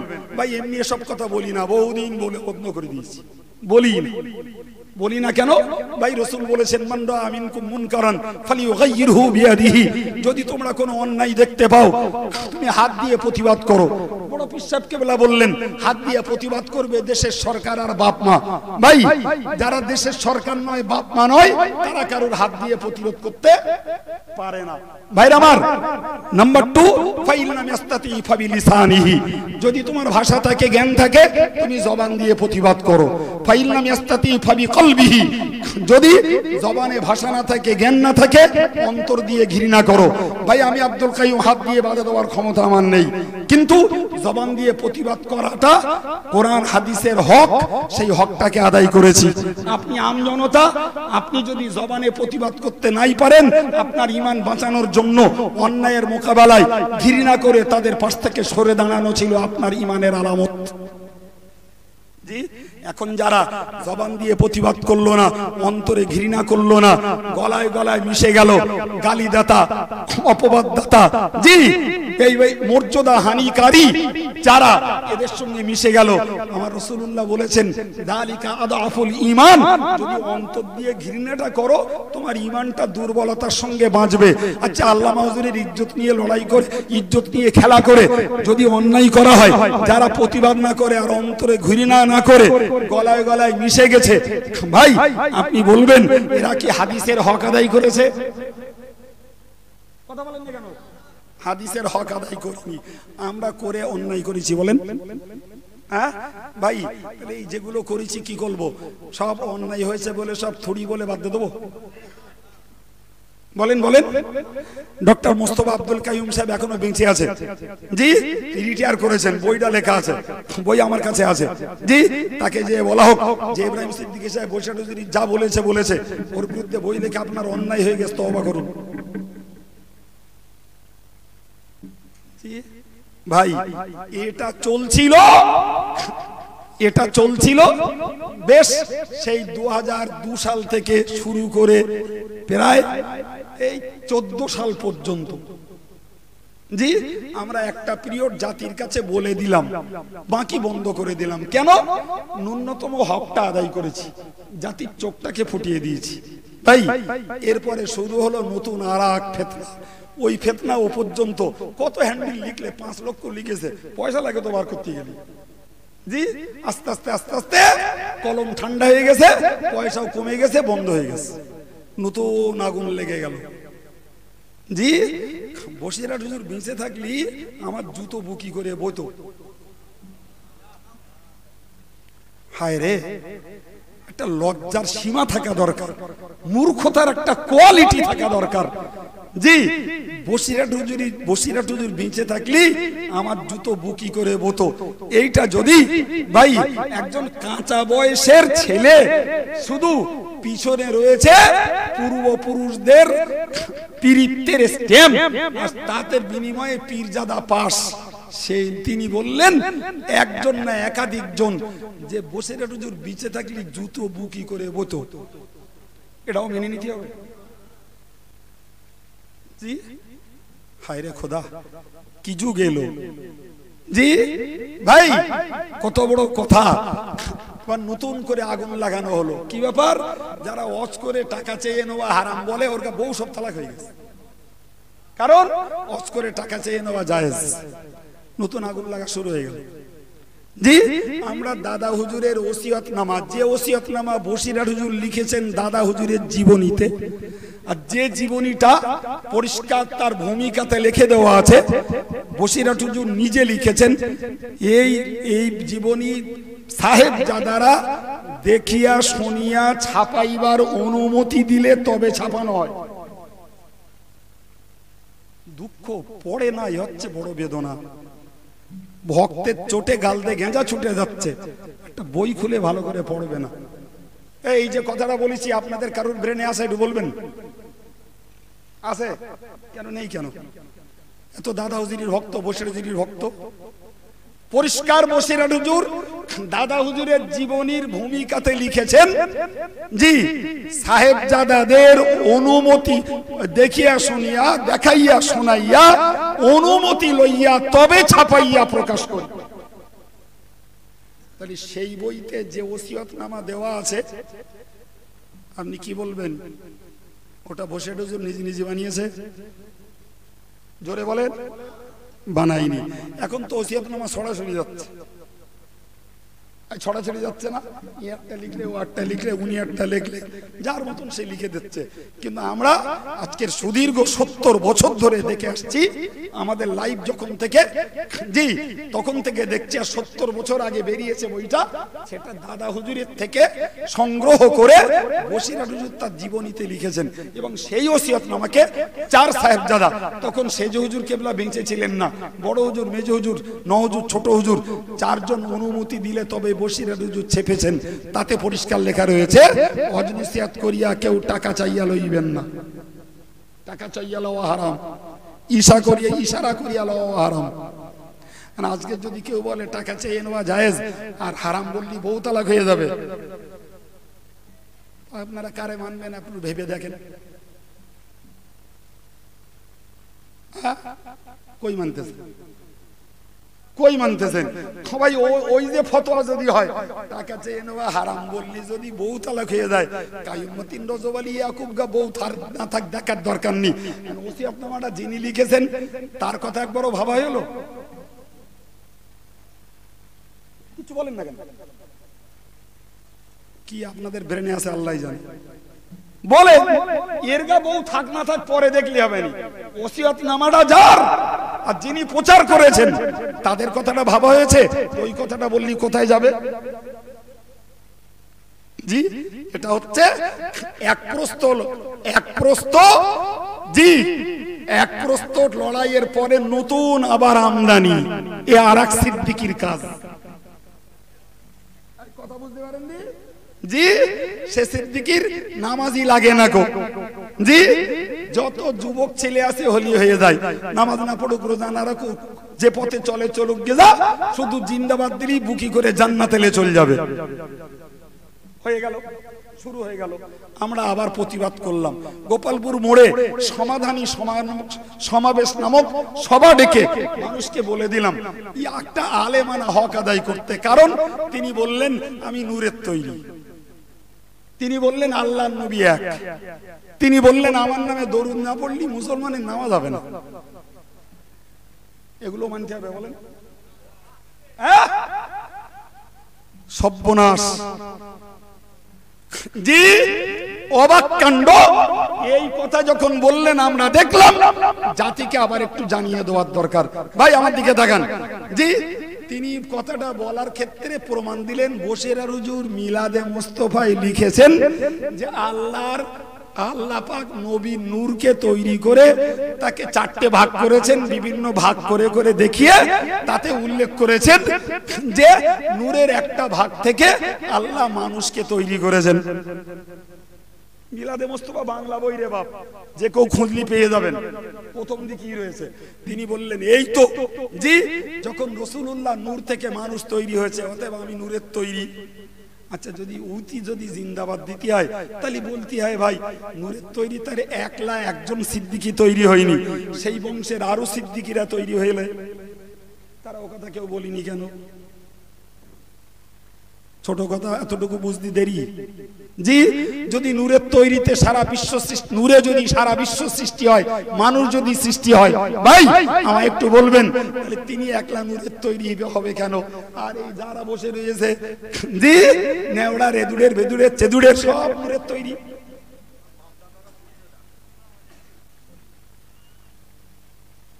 কথাটা জবাব দেন। তাহলে নূরের তৈরি বলে নিরীহ সাধারণ অপড়ুয়া ছেলেগুলোকে শুধুমাত্র তাঁতিয়ে আবেগ তোলা হয়েছে যাতে এরা আমার প্রতি একটা নিবেদিত প্রাণ তৈরি হয়। তুমি না হয় মগের মূল্যকে বক্তৃতা করলে তো কিছু চোখওয়ালা শ্রোতা তো আছে। তুমি বললে আল্লাহর নবী এক, ও মেনে নিতে হবে। দলিল কোরআন বলেছে ওমা রমাইতা ইয রমাইতা ওয়ালাকিন্নাল্লাহ রমা। জি, বদরের প্রান্তরে নবী পাক সাল্লাল্লাহু আলাইহি ওয়াসাল্লাম কিছু মাটি কাঁকর নিয়ে ফিকলেন কাফেরদের দিকে। জি, আল্লাহ পাক ওই প্রসঙ্গে কোরআন নাজিল করে বললেন নবী তুমি যেটা ফিকেছো ওটা তুমি ফিকোনি, প্রকৃত আমি ফিকেছি। ভাই ওই যদি হয়, ওর মানে যদি হয় আল্লাহর নবী এক, তা আমার নবী বলেছেন মান আতাআল আমিরা ফাকাদ আতানি, আমার নির্বাচিত নেতাকে যে মানবে সে যেন আমাকে মানলো। তাহলে সারা জীবন নবী পাক যত সেনাপতি বানিয়েছেন ও সবগুলো বলতে হয় ওরাও নবী। এই কথা বুঝতে পারেননি কিছু? তাহলে এটাও স্বীকার করতে হবে যে আল্লাহর নবী এক। দেশের লোকগুলো এইভাবে ঈমান হারার পথে যাবে জি, আর সেটাকেও অকপটে সহ্য করতে হবে। ভাই নামাজে দরুদ শরীফ পড়া সুন্নত, নামাজে দরুদ পড়া কি বলেছি? সুন্নত। এখন যদি কেউ বলে আমার নামে দরুদ না পড়লি বিশ্বের মুসলমানের নামাজ হবে না, জি, তা নামাজ হয় না কখন? যখন ফরজ তরক করা হয়। দরুদ পড়া সুন্নত। আর যদি কেউ না পড়ে জি, আত্তাহিয়াতু পড়ে সালাম ফিরিয়ে দিয়েছে, পৃথিবীর কোনো মুফতির ক্ষমতা নেই যে তার নামাজ হয়নি বলবে। বড় জোর বলতে পারে দরুদ পড়িনি সওয়াব কম হবে। শুনতে পাচ্ছেন কথা? কিন্তু তিনি যখন বলছেন যে যে আমার নামে দরুদ না পড়লি নামাজ হবে না, ভাই এটা নিশ্চিত একটা অবান্তর ফতোয়া। আমরা এই কথাগুলোর প্রতিবাদ করব না কি করবেন বলুন? করতে হবে। প্রতিবাদ করলুম, হয়ে গেলুম কাফের। কি করতে থাকবেন? ওই কথাগুলোর প্রতিবাদ করলুম, হয়ে গেলুম মুনাফিক। তার মানে দাদা হুজুরকে মানি, পাঁচ হুজুরের মানি, পরের হয়তো এক একজনের মানি না, অতএব এটা মুনাফিক। বাপের মানে দাদার মানে আমার গা মানে না, মানে মুনাফিক। রেজাল্ট ঠিক আছে? এই কথা ঠিক আছে কি? জি ভাই আপনি বলুন। প্রতিবাদ করলাম, এগুলো গেল একটা প্রশ্ন। বই লিখে ছেড়ে দিলুম, সমাধানী সমাবেশ। বই সমাধানী সমাবেশের নামে বই লিখলাম, বইয়ের নাম দিলাম ফয়সালা। আল্লাহ রহম নেওয়ার লোকের তা ভাগ্যে জুটিনি হয়তো। সুতরাং এরা চার দোকানে বসে, চুল কাটার দোকানে বসে, জি ভাই টেলার্সে বসে কাইম সাহেবদের 7 পুরুষ উদ্ধার করতেই পারে, অসম্ভব কিচ্ছু না। কি বলেন ভাই? এরপরে আপনি বলুন, সে এক প্রশ্ন চললো, হালের নতুন আমদানি শুরু হয়েছে রসুল রব। রসুল কি? রব। আর কি? রসুল আমাদেরকে খাওয়ায়। আল্লাহর কাছেও চাওয়া যায়, নবীর কাছেও চাওয়া যায়। আরে আমি কি এখানে এই নেওয়ার এই লোকগুলোর সামনে বলছি বলে মনে হচ্ছে কি কথাটা গল্প না বাস্তব? লজ্জাস্কর কথা, লজ্জাস্কর। এক মঞ্চ আলেম ভর্তি, সেখানে 15,000 টাকা দামের বক্তা অন্তত 40,000 লোকের সামনে এত বড় কথা বলে গেল বসিরহাটের মাটিতে। আল্লাহর কাছেও চাওয়া যায়, নবীর কাছেও যাওয়া যায়।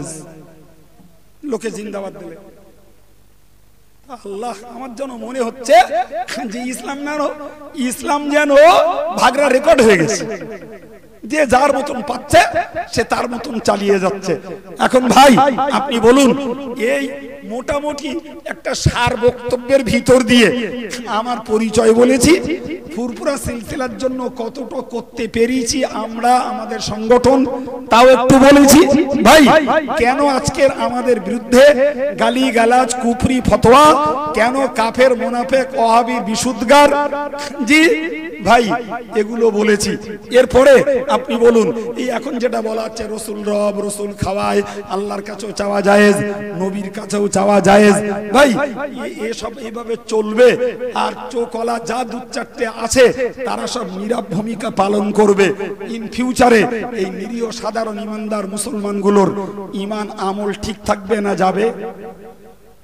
জি ভাইরা আমার, আমি এখান থেকে সেই শুরুতেই বলেছিলাম, দুআতুন আলা আবওয়াবি জাহান্নামা, একদল মানুষ জাহান্নামের দুয়ারে দাঁড়িয়ে মানুষকে ডাকবে, মান আজাবাহু ইলাইহা কাযাফুহু ফিহা, জি সে ডাকে যারা সাড়া দেবে তাদেরকে জাহান্নামে নিক্ষেপ করে ছাড়বে।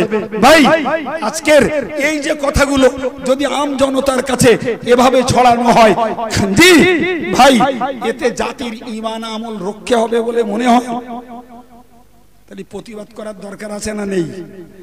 প্রতিবাদ করবে কে? কাইম সাহেব, রাজু আলী সাহেব, ইয়াকুব সাহেব, মাতিন সাহেব, সুন্নতুল জামাত সংগঠনের আর 5টা আলেম, এরাই না সকল আলেমদের হয় শালীনতা বজায় রেখে প্রতিবাদ, না হলে ভাই এই কথাগুলো স্তব্ধ করার দরকার ছিল না নেই?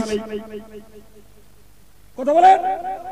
আশ্চর্য আশ্চর্য দুঃখজনক কথা যে বসিরহাট আল্লামা হুজুরের ইজ্জত রক্ষার্থে কাইয়ুম সাহেব বক্তৃতা করলেন, কিতাব লিখলেন, জি অন্যায়, অবান্তর, মর্যাদা হানিকর উক্তির প্রতিবাদ করলেন, সেই মাওলানা বাগের দরবারে বলা হলো, জি কাইয়ুম সাহেবের মাথায় জুতো মারলি সওয়াব, মার্ডার করলি জান্নাত।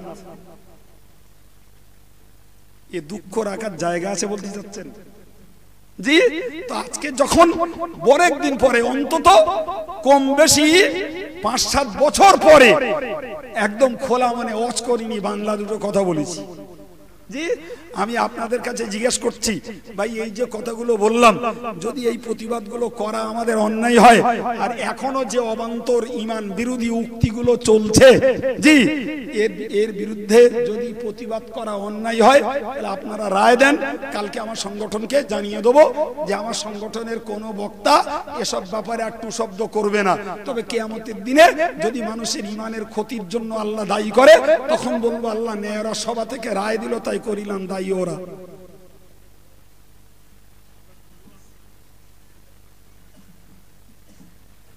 তা যদি না করি, তাহলে আমার বক্তব্য ভাই, আপনি হয় অন্যায়ের প্রতিবাদ করুন, না হলে যারা অন্যায়ের প্রতিবাদ করতে মানুষের ঈমান রক্ষার্থে চেষ্টা করছে, এদেরকে আপনি নৈতিক সমর্থন দেন।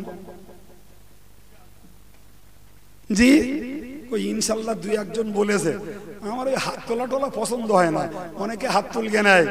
জি কাইম সাহেবের অসম্মানে কেটা কেটে হাত তোলো, যারা কাইম সাহেবের শুনবে সব মুনাফিক, সব জাহান্নামে যাবে। তারপর দিনে হুজুর সে কালকে সে ওদিন বলে ফেললো হুজুর রস শুনবো না, আজ আবার এইছে হুজুর কি হবে? সত্যি সত্যি জি আমি হাত তোলাচ্ছি না বাপ, মন সোজা হলে হাত তোলা লাগবে না। আর মন যদি সোজা না হয়, আজকে হাত তুলবে ও শুনবে না বলে, আর কালকে আবার শুনবে, শুনে টুনি বলবে হুজুর মাফ করে দেবেন, কালকে হাত তুলল হুজুর। জি হায় রে, আমি আপনাকে বলেছি নৈতিক সমর্থনটা। জি ভাই, এরপরে যদি আমার যুবকদের জওয়ানদের রুচিতে কুলায়, জি আর যদি মনে হয় যে কাইম সাহেবরা সেলসেলার শত্রুতা করছে, কাইম সাহেবরা সেলসেলার বিরোধী, কাইম সাহেবরা বিচারে মুনাফিক, ভাই এই আজকে বলে দিলুম কোনোদিন আর শুনবেন না। আমি গোড়ায় বলেছি না যে ওয়াজ শোনা যাবে কিনা, আজকের গ্রাউন্ডটা বুঝে নেন, শুনবেন কিনা এর পরতে ভাববেন। আর যদি মনে হয় যারা কাইম সাহেব যা বলেছে, জি তাহলে যদি সত্যকারের বর্তমান জমানায় ঈমান আমল রক্ষা করতে হয় আর হক পথে যদি দাঁড়াতে হয়, তাহলে অল ইন্ডিয়া সুন্নাতুল জামাতের বক্তাদের বক্তব্য অবশ্যই শোনা দরকার। এরপরে আর পাঁচটা হাক্কানি আলেম যারা আছে তাদেরও শোনার কোনো দোষ নেই। জি ভাই, আজকের এই বক্তব্যের ভেতর দিয়ে আপনাদের কি মনে হয়েছে এদের অশোনা যাবে না, যাবে না? জি এখন যারা বলছে কাফের, মুনাফিক, ওয়াহাবি ইত্যাদি ইত্যাদি, তাহলে আগামীতে আমার নৈতিক দায়িত্ব পালন করতে গেলে ভাই আমি ঝগড়া করতে বলবো না, মারামারি করতে বলবো না, একবারও গালি দেইনি, আমার ভক্তদের গালি দিতেও বলবো না। জি ভাই, কারণ নামে কাফের মুনাফিক বলে আইন হাতে তুলে নেওয়ার কথাও বলবো না। শুধু অনুরোধ করব ভাই, অন্যায়টাকে অন্যায় জেনে অন্তত মনে মনে ঘৃণা করে দূরে সরে থাকতেও শিখুন। তা না হলে আল্লাহর কাছে ন্যূনতম ঈমানটা নিয়ে যাওয়া সম্ভব হবে না। জি ভাই, শেষ কথা বলছি, শেষ কথা বলছি। আমি একটা হ্যান্ডবিলে দেখছিলাম, ছেলেরা হ্যান্ডবিল না তো কিসে দেখলাম, কিসে কিসে কিছু একটা দেখছিলাম আর কি, যে নেওরার এই সভাটা নবী দিবস। জি এনারা আমাকে বলেছেন বলে মনে হয় না, ডায়েরিতেও লেখা নেই, কোথায় একটা দেখছিলাম আজকেই যে নবী দিবস। জি তা ভাই আপনাদের মনে মনে হচ্ছে কাইম সাহেবের নবী দিবসের জন্য দাওয়াত করলুম, আর নবী দিবসের সভা না করে সব এই সব ঘটনা পড়ে পড়ে বললে। ভাই আমি তো গোড়ায় বলেছি বাপ, জি কাইম সাহেবের সভা শুনেছেন, দেখেছেন, সভা শোনার জন্য, তা আগে আজকে সোজা হয়ে যাক যে কাইম সাহেবের সভা শোনা যাবে কিনা। জি যদি সোজা হয়ে বোঝা যায় আর শোনা যাবে, তাহলে সামনের দিনে আজকে নেওয়ারায় পাচ্ছেন, কালকে দক্ষিণ দেবীপুরি পাবেন, তারপর দিন সিতুরিয়ায় পাবেন। জি তারপর দিন গেলে হয়তো আর এক জায়গায় পাওয়া যাবে, তখন শুনতে থাকবেন। আর আল্লাহ যদি বাঁচায় সামনে বছর আবার এই ছেলেরা চাইলে তখন নবী দিবস করব। জি ইনশাল্লাহ। তবে আজকে একটা কথা বলি ভাই, আজকে যেটা করেছি ওটাও নবী দিবস ছাড়া অন্য কিছু করিনি বলো বাপ। জি মক্কার মাটিতে যখন খ্রিস্টানরা বলছিল ঈসা নবী আল্লাহর ছেলে, জি ইহুদিরা বলছিল উজাইর নবী আল্লাহর ছেলে, ওদিকে তারকা পূজকরা বলছিল যে তারা পুজো করলেই জাহান্নাম থেকে বাঁচা যাবে, ওদিকে মজুসিরা বলছিল সূর্য পুজো করলেই জাহান্নাম থেকে বাঁচা যাবে, ওদিকে আর একদল মেয়েলি আকৃতি তৈরি করে পুজো দিচ্ছিল আর বলছিল এরা সব আল্লাহর মেয়ে, তার মানে ফেরেশতা এরা। জি ভাই এরকম যখন মাবুদ নানা দলে নানা রকম বানিয়ে নিয়েছিল, আমার নবী তাদের মাঝে এসে প্রথম শুরু করেছিলেন নবুয়তের দায়িত্ব, প্রথম শুরু করেছিলেন যে আল্লাহর দেওয়া দায়িত্ব পালন। আর নাম্বার 1 বলেছিলেন ইয়া আইয়ুহান নাস, হে মানুষেরা, কুলু, তোমরা বলো লা ইলাহা, মাবুদ কেউ নেই, ইল্লাল্লাহ, কেবলমাত্র। জি এই কথাটা একটু মাথায় নে বাপ, আজকেরটা নবী দিবস হয়েছে কিনা প্রমাণ হয়ে যাক। জি নবী তো প্লেন এসে বলতে পারতেন, হে মক্কার মানুষেরা, ইয়া আহলা মক্কাতা ইয়া আহলা মাদিনা ইয়া আহলাল আরব, হে মক্কাবাসী, হে মদিনাবাসী, হে আরববাসী, ইয়া আহলাদ দুনিয়া, হে দুনিয়াবাসী, কুলু আল্লাহু মাবুদ, তোমরা বলো আল্লাহ উপাস্য। জি তোমরা বলো আল্লাহ উপাস্য, আর সঙ্গে বলো ও মুহাম্মাদুর রাসূলুল্লাহ, আর মুহাম্মদ হলেন আল্লাহর রাসূল। নবী কি কলেমা ইরাম প্রচার করেছিলেন নাকি? হ্যাঁ, তাহলে নবী নাম্বার 1 কি বললেন? বলো লা ইলাহা, মাবুদ কেউ নেই। ঈসা নবী না, ওজায়ের নবী না, হাতে গড়া মেয়েলি ওই ছবিগুলো না, এর একটাও মাবুদ না, তারা মাবুদ না, সূর্য মাবুদ না, পাথর মাবুদ না, জি এরা একটাও মাবুদ না। জি তাহলে নবীর নবুয়তের দায়িত্ব পালন শুরু হয়েছে অসার অলিককে খুঁচিয়ে সেগুলোকে আগে নস্যাৎ করিয়ে, তবে রাসূল বলেছেন ইল্লাল্লাহ, মাবুদ একমাত্র, কেবলমাত্র, শুধুমাত্র আল্লাহ আল্লাহ আল্লাহ, বাকি মাবুদ বলে যাদেরকে মানছো এইগুলোর বিশ্বাস অন্তর থেকে আগে সাফ করো, তবে তো ইল্লাল্লাহ বলার সার্থকতা হবে। সুতরাং আমি আজকের নেওয়ার এই সভায় শ্রোতাদের কাছে নিবেদন করে বলবো, যারা কাইয়ুম সাহেবদের চেনেন জানেন এবং আগাগোড়া কাইয়ুম সাহেবদের সঙ্গে থেকে সংগঠনের সমর্থন করে জামিয়ার মতো প্রতিষ্ঠান, অন্যান্য সংগঠনের প্রতিষ্ঠানকে দানে সহযোগিতায় তারা পুষ্ট করে রেখেছে। কাইয়ুম সাহেবদের পরিচিতি তাদের কাছে আলোর মতো স্পষ্ট, তাই তারা কাইয়ুম সাহেবদের পাশ থেকে আগেও সরিনি, আজও সরিনি, আল্লাহ চাইলে আগামীতেও তারা সরবেন না ইনশাআল্লাহ। জি যারা যারা এখনো বুঝেননি, চিনেননি, পড়েননি কাইয়ুম সাহেবদের সঙ্গে বিরোধ কেন, কাইয়ুম সাহেবদের প্রতি ঘৃণা কেন, জি তাদেরই আত্মবিশ্বাস তৈরি করতে আজকের এই 1.5 ঘন্টা সময় নিয়ে যে কথাগুলো বলেছি, ভাই যদি আত্মবিশ্বাস তৈরি হয় সত্যকারের এরা হকের কাজ করছে, ন্যায়ের কাজ করছে, অন্যায়ের প্রতিবাদ করছে, তাহলে আগামী দিনে আপনাদের মানসিকতার পরিবর্তন ঘটিয়ে ন্যায় সত্যের সঙ্গী হওয়ার দাবি রাখবো। জি তাই বলে অন্যের বিরুদ্ধে গাল আমরা দেই না, আমরা আমাদের সমর্থকদের দিতেও দেই না। জি ভাই কাউকে কাফের মুনাফিক ওহাবি বলি না, জি কাউকে মারবো ধরবো কোনোদিন করি না, ওটা ইসলাম নয়। ভাই আজ অবধি কারুর নামে অফেন্সিভ ভাষা বলে আল্লাহর কাছে আইন হাতে তুলে নেইনি আমরা। কথা বুঝতে পারেননি? সুতরাং আগামী দিনে দাবি রাখবো অল ইন্ডিয়া সুন্নাতুল জামাত সংগঠনটার সদস্য হন, বঙ্গনুর পত্রিকাটাকে আল্লাহর রাস্তায় পড়ুন এবং আমাদের পরিচালিত প্রতিষ্ঠানগুলির প্রতি আপনাদের দান দোয়ার বিনিময়ে সহযোগিতা রাখুন। আল্লাহ আপনাদেরকে জাযা দিন, আল্লাহ আপনাদেরকে জাযা দিন। এরপরে আপনি কাইয়ুম সাহেবের বক্তৃতা শুনবেন, সেটাও আপনার বিবেকের বিচার, শুনবেন না সেটাও আপনার বিবেকের বিচার। আদার্স অন্য কোন বক্তা পীরজাদাদের বক্তব্য শুনবেন কি শুনবেন না সেটাও আপনার নিজস্ব সিদ্ধান্ত। তবে আমি হাতে না ধরে জাতির কাছে পায়ে ধরে বলবো, জাতির কাছে পায়ে ধরে বলবো, ভাই আজকে আমি এক জায়গা থেকে বক্তৃতা করে আসতে পারি, অ্যাকচুয়াল এর আগে 3টে বক্তৃতা করে 4 নম্বরেই করছি। জি তো দ্বিতীয় বক্তৃতাটা যখন করে আসছি, আমার একটা ছেলে বলছে, বলে হুজুর আমাদের এলাকাতে না ওই সমস্ত নূরের তৈরি, তারপরে গিয়ে আল্লাহ নবী এক, আমার নামে দরুদ না পড়লে নামাজ হবে না, এসব বক্তারা আগে আসতো না। এই হালে দেখছি কদিন আগে আবার এখানটায় আমাদের এখানে একজনেরা এনেছে।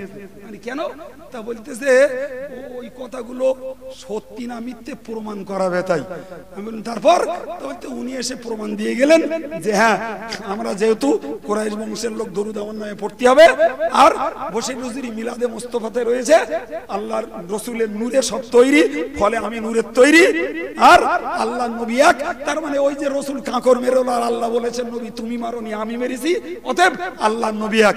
জি, প্রমাণ না করতে পারলে 1 কোটি টাকা দেবে। জি হুজুর এইসব বলে ওই কথাগুলোর প্রমাণ দিকে সেই কদিন আগে আবার ও তাহলে সে এখনো ভুল হয়নি, এখনো তাতে বাতাস দিতে যাচ্ছে। হায় রে হায়, জি হায় রে হায়, আমার শুধু দুঃখ যে আব্দুল কাইয়ুম বিরোধী হতে পারে, আব্দুল কাইয়ুম কারোর নামে নয় অন্যায় কথা বলতে পারে। আরে বাবা, তো এতটুকু বিবেকে আসে না যে যে লোকটা এই কথাগুলো বলছে তার আব্বারা, তার দাদারা, তার পরদাদা এবং রসুল করিম সরকারে দো আলমের প্রধান খলিফা থেকে শুরু করে জি এই পর্যন্ত ওই কথাগুলো কেউ বলল না। তাদের থেকে একজন বুঝদার হলো, বাকি সব অবুঝদার। এই কথাটা মাথায় এলো না, আশ্চর্য ব্যাপার।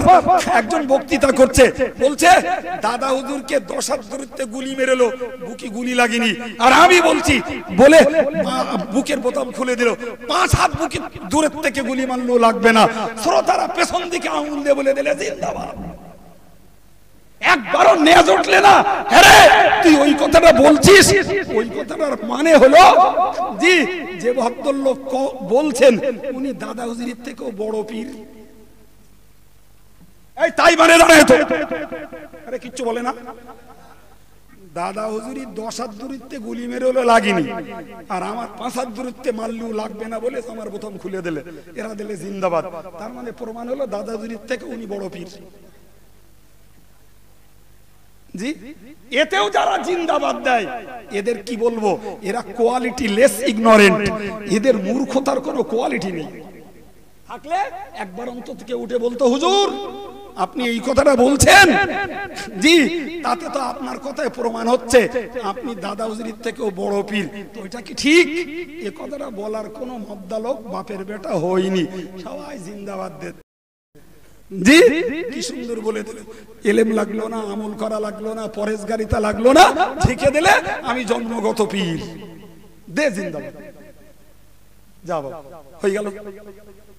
জি জাতির কাছে হাতে ধরে পায়ে ধরে বলি বাবু, যদি মনে হয় কাইম সাহেবের এই কথাগুলো শোনার পরে যারা শোনে তাদের আপন জায়গা ঠিক আছে, নতুন করে যাদের মাথায় গেছে যদি মনে হয় যে সত্যি সত্যি এদের শোনা যাবে, যাস বাবা আজকে যা বলেছি আর বলবো না। শুধু বললাম না এই 12 বছর আগের কাইম সাহেবের খাতা থেকে একরকম নেওয়ার নাম মুছে গেল, তাই নতুন করে একটু রিনিউ করে দিলুম, রিনিউ, বুঝতে পারেননি? জি সামনের দিনে আবার আল্লাহ বাঁচায় তখন ওয়াজ করা যাবে, আর অন্য জায়গায় গেলেও শোনা যাবে, এই ওয়াজ না অন্য ওয়াজ। জি যাদের মনে হচ্ছে না, অনুরোধ করব ভাই তোমার যার পছন্দ হয়েছে করোগে, তবে আল্লাহর রাস্তে গাল দে দে গাল দে দে গাল দে দে, নিজের ঠিকানাটা জাহান্নাম বানাস না বাপ। জি নিজের ঠিকানাটা জাহান্নাম বানাস না, এতটুকু হাতে না ধরে পায়ে ধরে বলি আল্লাহ আমাদেরকে শুভ বুদ্ধি দেন, সবাই বলুন আমিন। আর একটু মন খুলে বলেন আল্লাহুম্মা আমিন। ভাই উঠেছি, শুরু করেছি, আমার নিয়ত ছিল দুটোর কাঁটা পর্যন্ত ঠেকাবো, সে দুটোর কাঁটা পার হয়ে গেছে, সুতরাং এর পরে গেলি ফজরের নামাজের আঘাত আসবে, সুতরাং এর পরে আর আমি যেতেও রাজি না। তবে জলসা কমিটির ছেলেরা জি এরা গাছের যা পাড়ার পেড়ে লেছে, এবার একটু তলার কুড়োবে বলছে, জি আপনাদের কাছে একটু হাত পাততে বলছে এই সভাটার স্থায়িত্বের জন্য একটা কালেকশন। জি কিভাবে দেবেন আপনাদের ব্যাপার, আমি মাহফিলটার পক্ষে একটু দাবি করছি, যদি নগদ কিছু দেন দেন, যদি মনে করেন হুজুর নগদ আর কার কত আছে, আগামী বছর জলসার জন্য আমি 1 কুইন্টাল চাল দেবো, কি 2 বস্তা আলু দেবো, 10 কিলো ডাল দেবো, কি 20 কিলো গোস্ত দেবো, জি একটু মেহেরবানি করে এই ছেলেগুলোর হাতকে শক্ত করতে, সবাটার একটা স্থায়িত্ব তৈরি করতে একটু আস্থা আপনাদের পক্ষ থেকে একটু সহযোগিতার হাত চাইছি। জি নাম্বার 1 দাবি করছি, অন্তত পক্ষে যারা আছেন পকেটে যদি 2 টাকাও থাকে, জি আজকের এই সভাটার পক্ষে একটু সহযোগিতার হাত বাড়ান। জি, তবে উঠতে হবে না, চেয়ারে বসা মানুষ তো। আমি জলসা কমিটির কোনো ছেলেকে বলছি, বাবু একটু রুমাল নিয়ে গেলে আশা করি ফিরিয়ে দেবে না ইনশাল্লাহ। আর সেই সঙ্গে দাবি, জায়গায় বসে হাত তুলুন যে আমি 1 কুইন্টাল চাল দেবো। জি, যে হাত তুলুন, আমরা নাম সংগ্রহ করে নেব। একটু মেহরবানি করে বলুন। দাঁড়িয়ে গেল ভাই সাহেব, দাঁড়িয়ে গেল।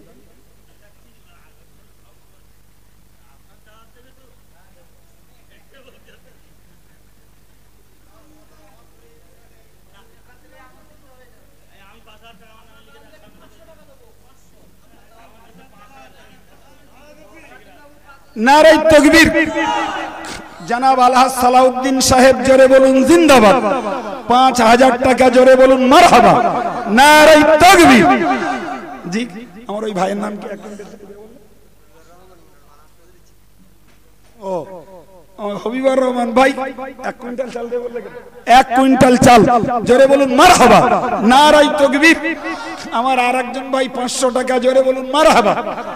ছেলেরা বাবা একটু আগে যান, ওই কি বলছে একটু শুনে নেন। 10 কেজি চাল, ডাল। তুমি রফিকের ভাই তো? তুমি রফিকুলের ভাই তো? কি নাম?